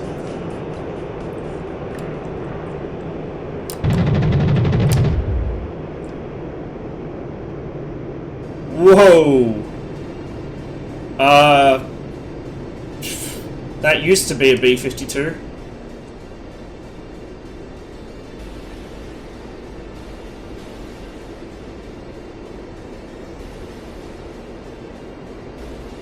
Does it get messed up by clouds when you're pointing the nose up? That is actually a pretty good question. Well, I mean, in that case, I was below the clouds, so that's why. See, here it's fine. If I point the nose down a little, I start picking up ground returns and cloud returns. So I think... What's that? That's one definitely destroyed. Have we got any more flying around? I think they might all be dead. Nope. Okay, there's one coming in from my 10 o'clock.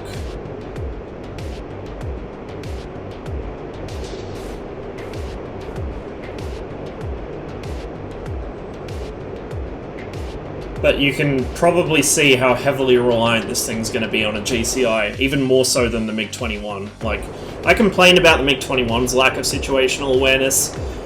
This is even worse.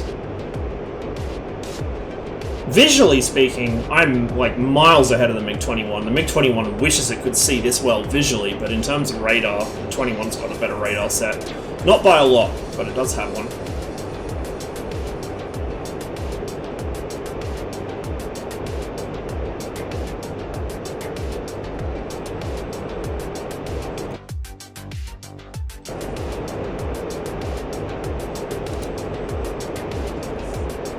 I think... No, that's the emergency pitot heat. It's going to turn everything on. Because the radar sight should have been showing, I'm not sure why it wasn't. Okay. He is somewhere off my 10 or 11.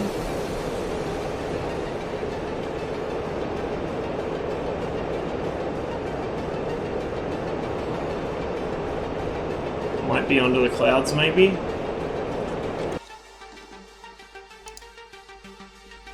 Oh, he's landing at Sanaki. Intriguing. There he is. He's made an emergency landing, it looks like. You know what? Let's go finish the job. Even though, you know, the Soviet Union would love to have captured a B-52, let's go finish the job. There's the marker for Sanaki.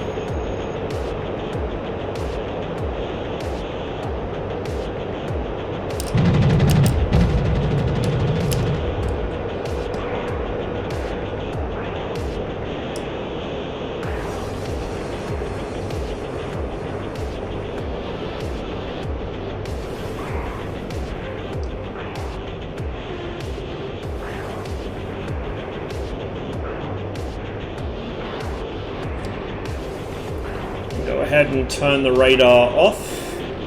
We don't need it anymore.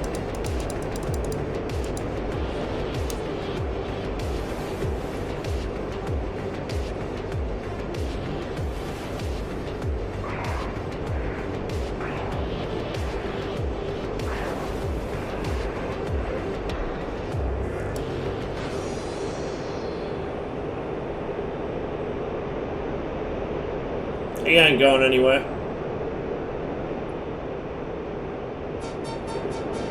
The playlist's repeating a lot today.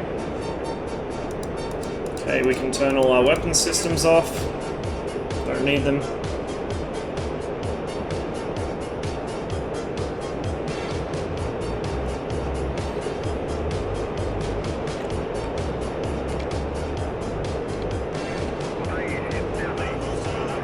Now we find out if we're on the right frequency to talk to Kataisi.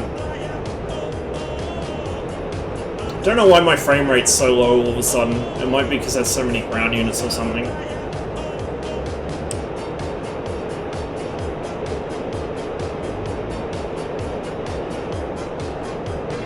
Could also be the clouds, who knows.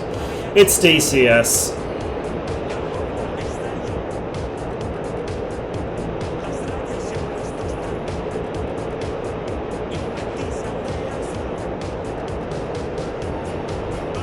Make a ZSU-57-2 gauntlet to run.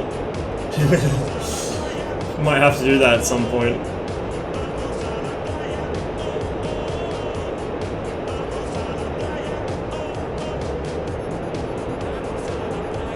Just trying to remember where exactly Kataisi Air Base is. It's around here somewhere.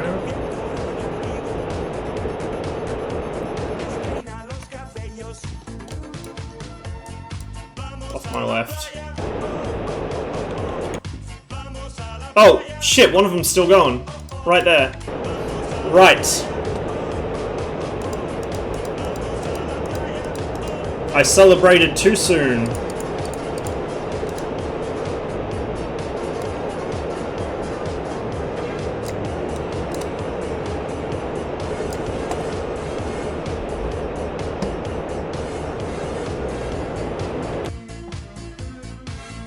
It's gonna cross my nose. I don't know if it's above me. I would imagine it would be. If it's not, it's gonna have a real bad time near those Tunguskas.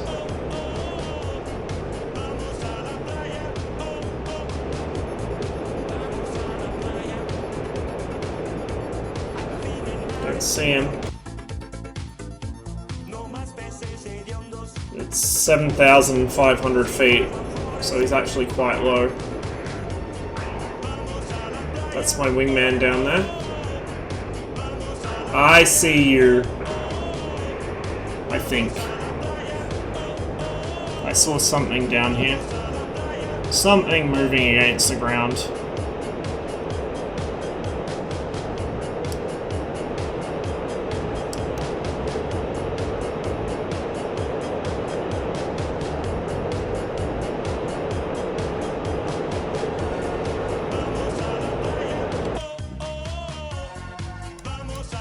It's off to my left, 7,200 feet.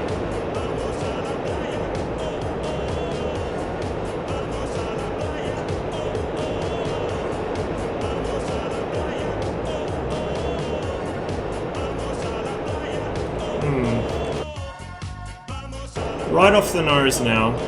There he is.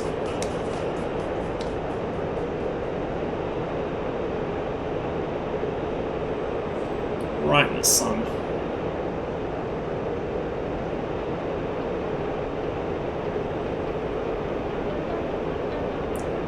It's locked up.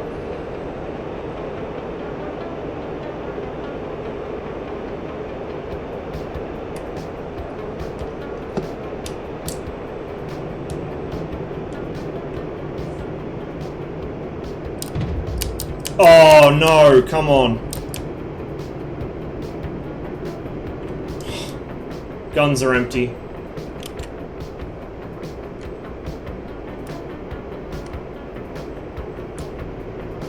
And I don't think I have any cons with my wingman.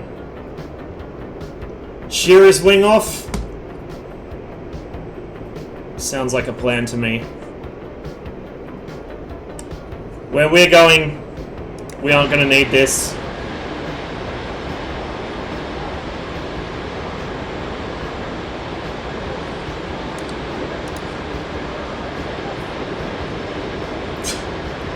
Fox 5.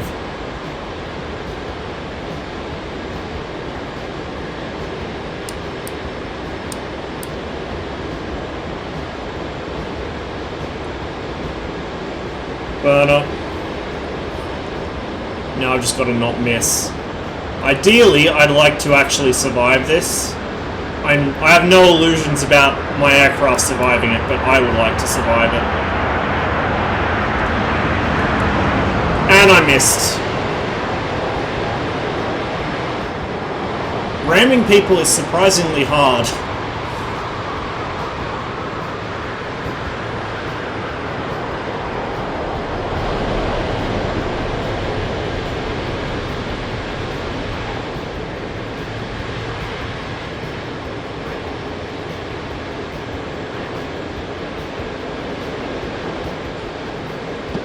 I'm getting low on fuel as well. Very low on fuel, actually.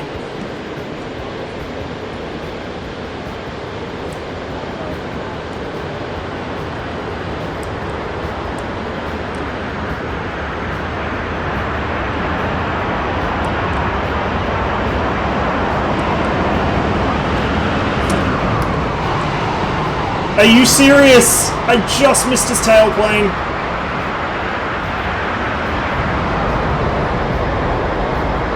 Oh, watch out for his jet wash too.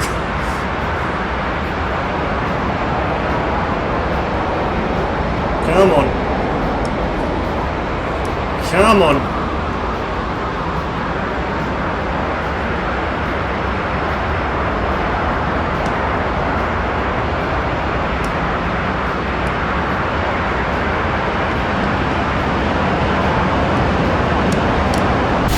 There we go.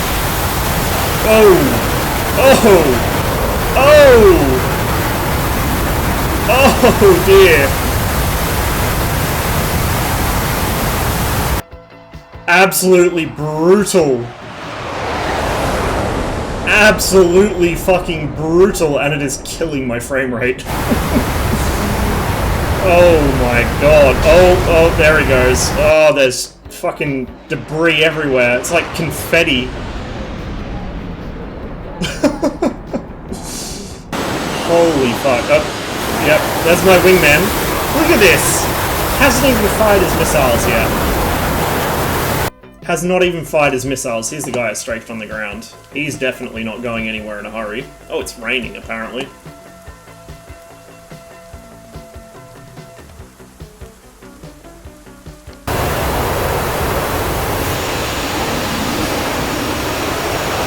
Fucking wingman. Oh, well, that was fun. We know now that the MiG-19 is an effective missile, if you can actually hit them. But yeah, it seems like it's going to be a lot of fun to fly in multiplayer. I've just got to figure out a system for starting it, because the official startup sequence is not that easy for me to remember. What I ended up doing in the MiG-21 was just kind of memorizing a flow from right to left, then left to right, and then right to left again. So I go across the right side rail, across the bottom of the center console, down the left side rail, which gets the engine started up. Then I come back across, get my KSI set the gun sight up, set all the weapons up, come back, make sure all my IFF radar, all that stuff's on, hit the last couple switches, and then I'm pretty much good to go. I got to figure out something like that for the MiG-19, so I've got everything on that needs to be on without forgetting anything, but I can also just do it like muscle memory, basically.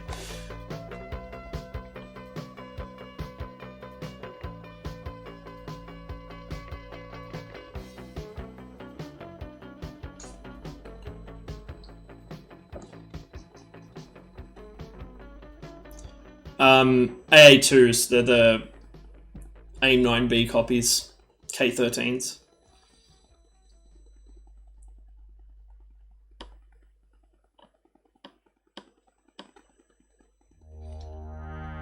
This one's a sensitive bird too. No, it's just my stupid rudder pedals. The MiG-19 is actually really stable. Like, really stable. Really pleasant to fly. You know what, let's do that again, fuck it. That was fun.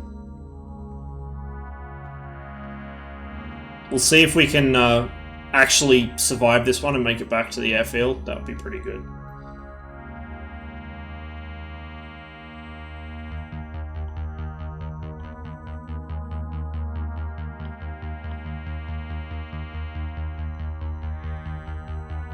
I don't think DCS has tail gunners in the buffs. I'm pretty sure it doesn't. I've never been shot at by them, put it that way.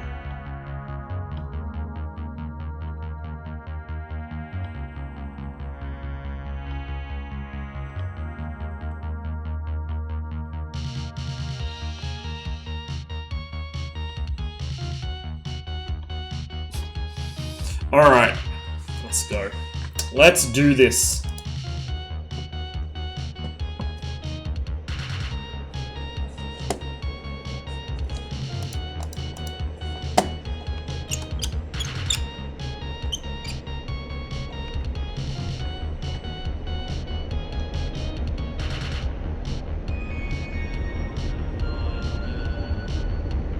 Again, forgot to put flaps down. Whatever.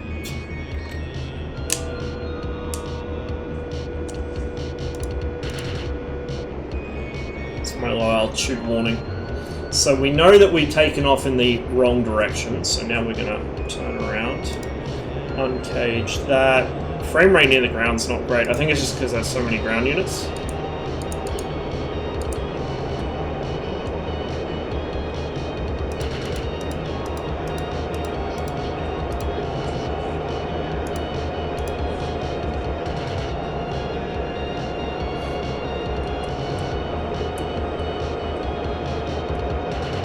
I wonder if this actually... Yeah, you can smoothly adjust this with the mouse instead of the steps with the stick binding, which is a bit annoying. Just picked up a radar contact off my nose. I think that might be my wingman. I don't know what frequency he's on radio-wise, so I don't think I can even communicate with him at all, which is certainly going to make this interesting.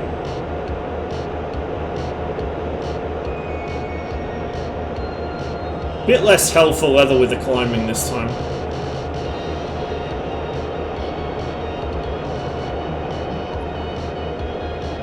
I'd love to see an F-106 in this. This game needs more deltas, and it needs some more vintage Cold War interceptors. And I know Pom would go mental for that, because I think it's his favourite plane. I know it's one of his favourite planes. Get him talking about it, you'll never hear the end of it. Mirage 1, we're getting the Mirage 3. In several years' time. Razbam have it on their to-do list. When that happens, I'll be making some RAAF skins for it. Is my wingman with me? I think that's him showing up on the radar, I just don't know where he is. He must be just, like, right next to me or something.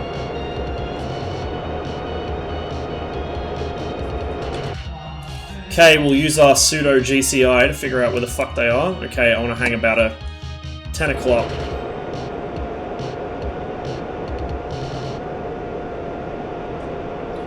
Add the F-11 Tiger so you can recreate the infamous shoot yourself down incident. Yeah, F-11 would be interesting, yeah. That's one of those planes I didn't even know about until very recently.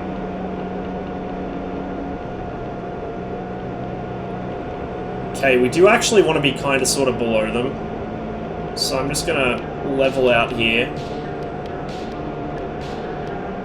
And come off the power.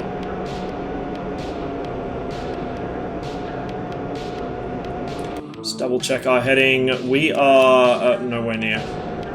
To intercept them, I probably want to go basically straight south.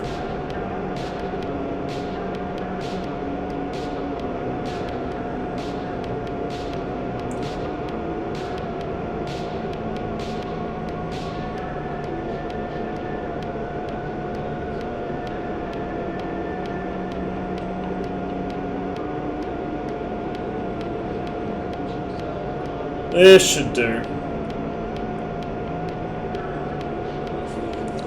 Cock the guns, make sure we do both of them this time.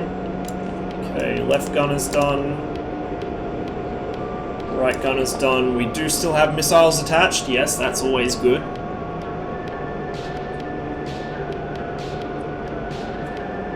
Just don't trust Razbam to make any planes after the Harrier.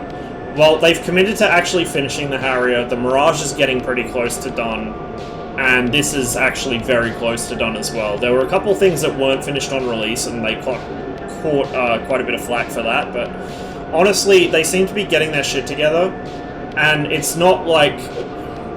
People kind of go on that all their shit's broken and this, that, and the other, but once they actually iron out the bugs, it's not really any more broken than anything else. I mean, everyone's busy sucking Heat Blur's dick over the Tomcat, and the Tomcat's broken in half a dozen ways, some of which are gameplay breaking, although I'll grant that the Phoenix isn't their fault, it's ED's. And the fucking Vigan breaks, like, game-breakingly every single patch, and rarely gets fixed.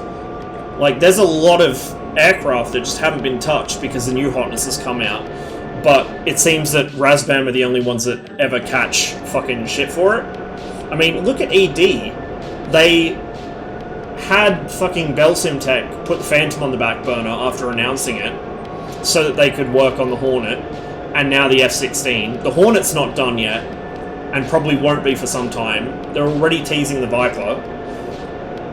Like, and then they've also got the Mi-24 they're supposedly doing at some point. It's just a clusterfuck. Like, DCS development in general is a mess, but Razbam seem to cop the worst of it.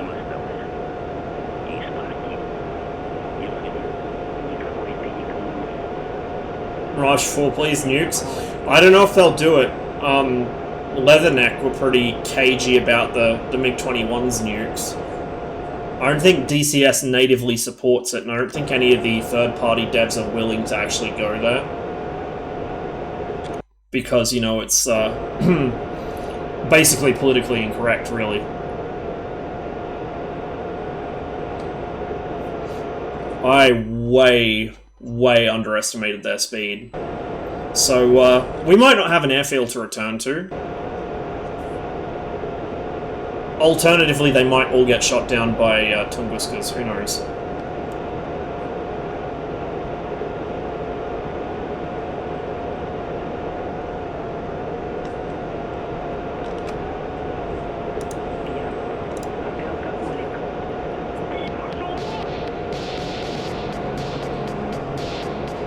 Mirage 4 is the ultimate Ilam plane. Low-level supersonic penetrator with free-fall nukes. Yeah, it's very French. Very French. Okay, we should be coming up on them now.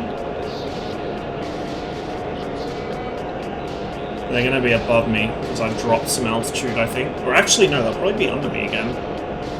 Let's just drop the nose. See if we can spot any specks against the clouds. Should be off that away somewhere.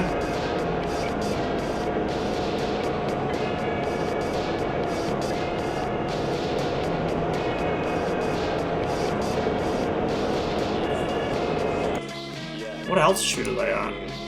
Oh, they've dropped to the fucking weeds. I don't know why. I think I might need to adjust their waypoints, actually.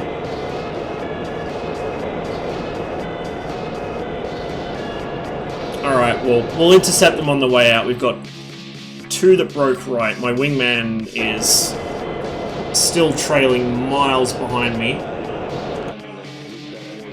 I'm just about overhauling these two, so we're gonna pull back on the brake. Ah, there they are, under me. Right there.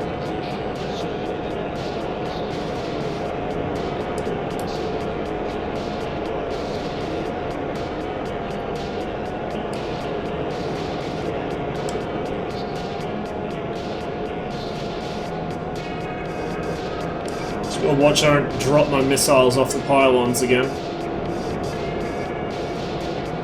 I think I'm good. Okay. Should get turned here in a minute. Oh, that's ECM, that's what that is. They're jamming me. When it goes gridlocked like that, they're jamming me. He's gonna flare. Being an R3S, it'll probably dive on a flare. No, it didn't. Impressive.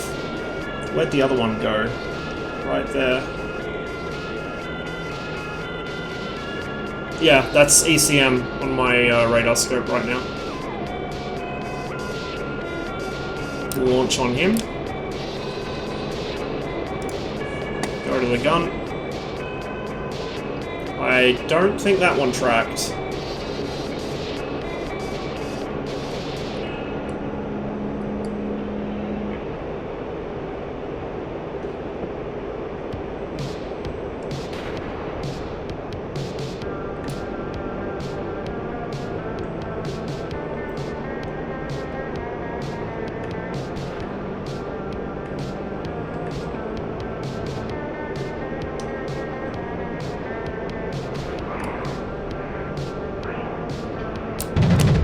Well, that was miles off. Let's just fucking use the cage reticle, honestly. It's probably easier. See, the muzzle velocity on these isn't the best. It's not bad, but it's not the best.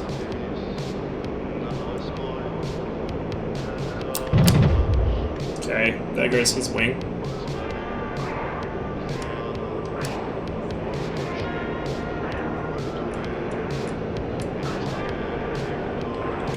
Where's the next nearest?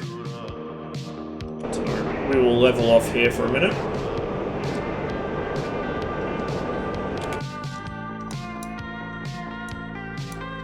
We've got one that's running west.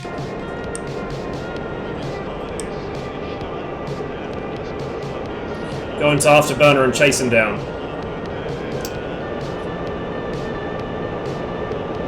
50 rounds per gun. So we're gonna ration that a bit.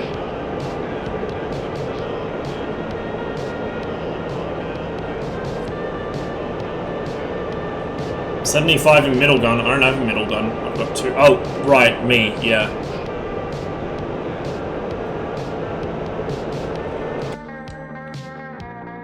So we're chasing one. I think the others have all gone down. I think the Tunguska's probably got him.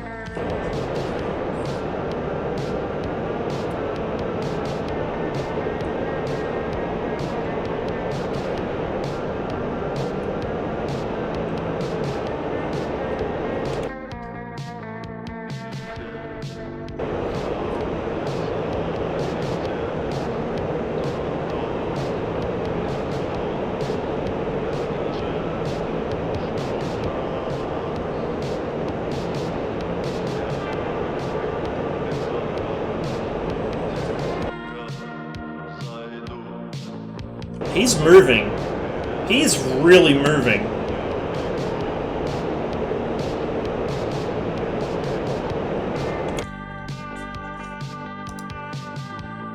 $403 knots. So I am overhauling him, but not by as much as I'd like. Yeah, it looks like all the others are down. While we're catching up to him, let's see what we can see. There's me. I'm supersonic. Obviously.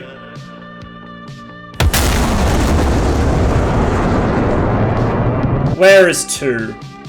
There is 2. He still has both his missiles and probably all his ammo. Here is our target. Very low. Still got all his bombs by the looks of it. And all the others are down. Okay, well, since we know he's low, we're gonna dive down. And build some speed in the dive.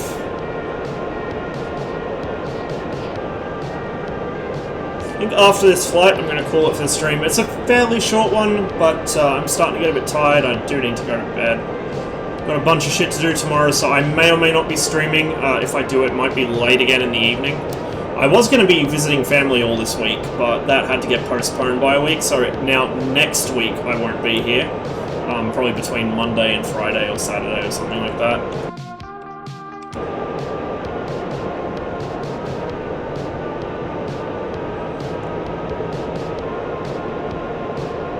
Of course, the clouds are quite low, so he's probably on the other side of this one.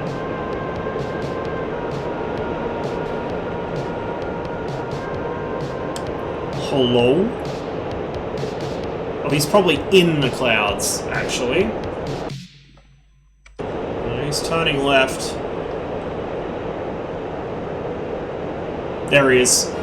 Very low.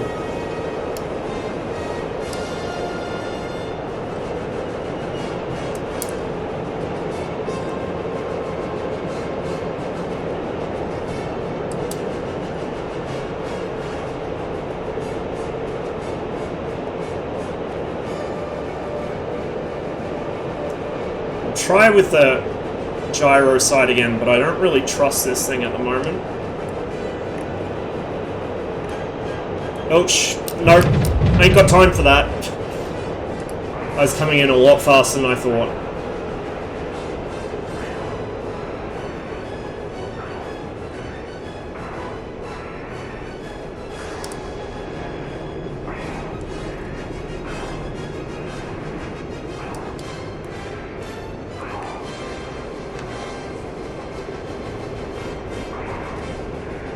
Looks like he's trying to land at Coballetti.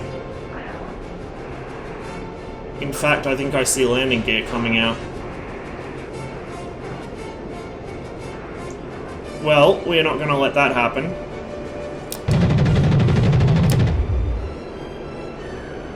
Yep, he had his wheels out.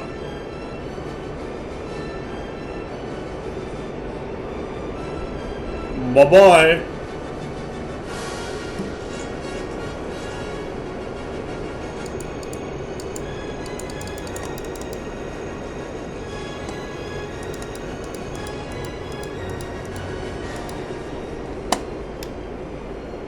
You know what? We're already here, so we may as well land at Coballetti.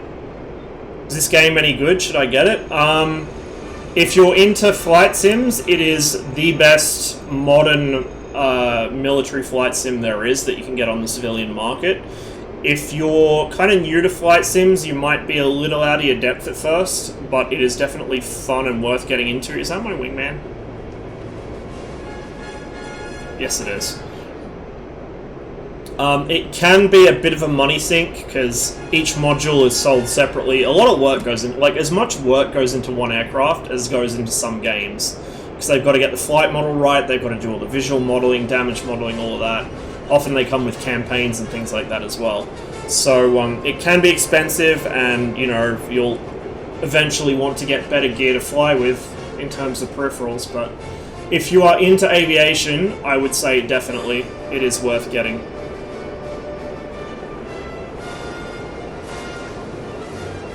Because really there is nothing out there that competes with DCS. Absolutely nothing.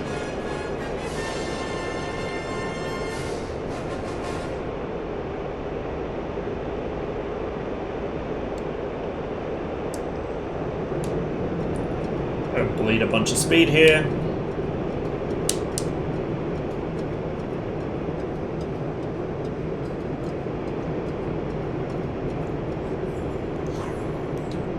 There we go. That should do. Drop the flaps, drop the gear. Get rid of a bit more speed.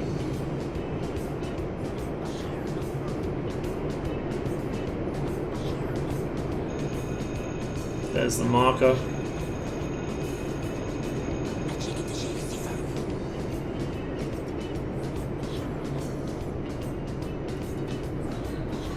Three greens on the gear. Flaps are dropped. No, they're not. Why are the flaps not dropped? That's not bound to a key. I see. That explains a few things. I gotta bind that, I think. It should be bound.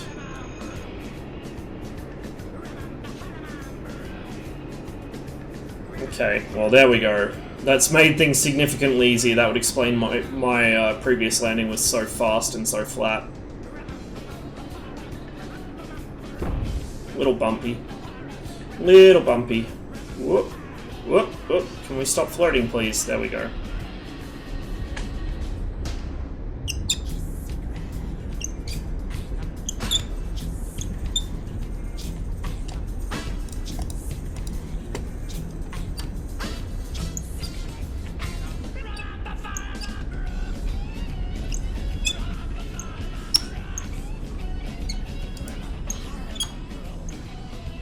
Don't really need to use the chute. I've got plenty of space left.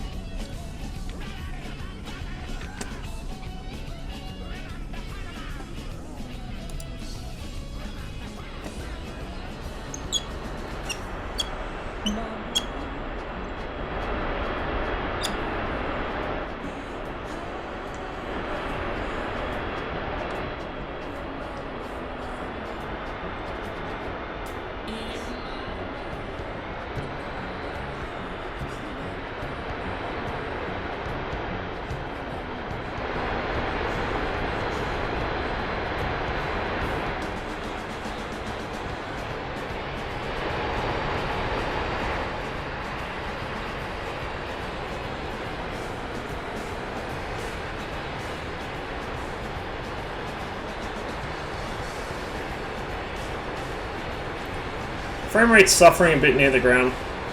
It could also be because I've got a bunch of stuff open in the background. I usually try and close background programs when I'm playing DCS because I know DCS tends to be very intensive on memory, but in this case I need it for my music. So, bit of a performance hit near the ground, but I just have to live with it for now.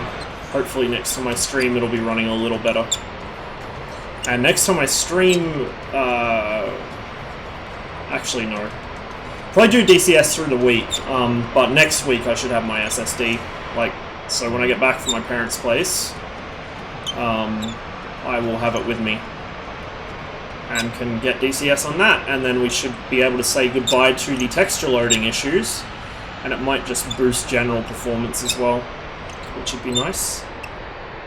Might also mean I'm able to play some other games again, which I've had performance problems with. In particular, I'd like to get back into City Skylines, which at the moment I can't load into. I just physically cannot load the game, so we will see how we go there.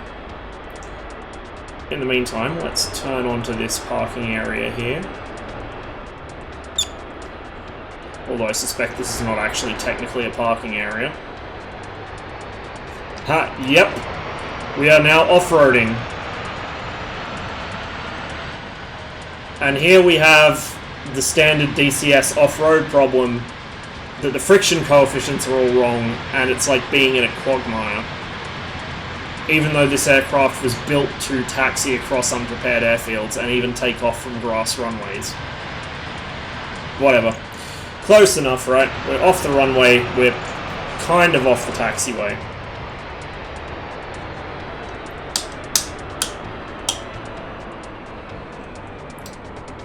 And now we can go and turn stuff off.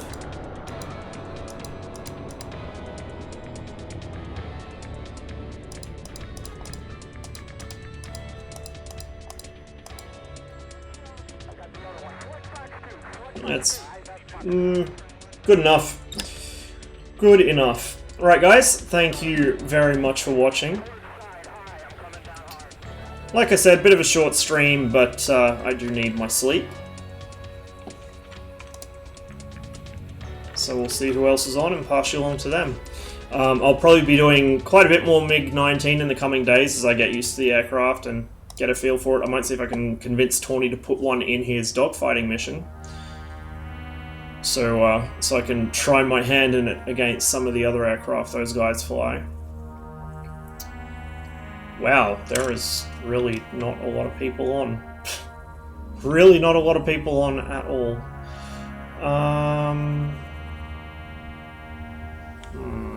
Give me a minute here, guys.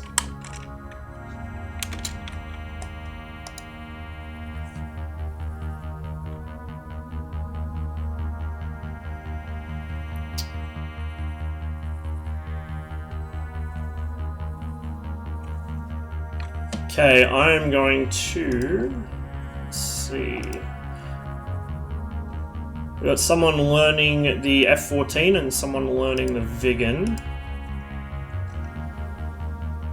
I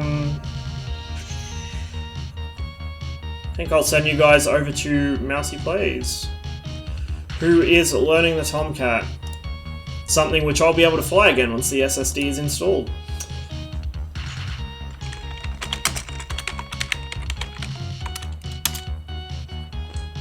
So like I said, I probably won't be on my usual time tomorrow if I'm on at all. I got some stuff to do, so I will most likely be streaming around the same time as I did today.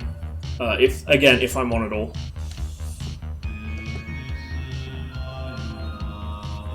But after that, we should be back to normal.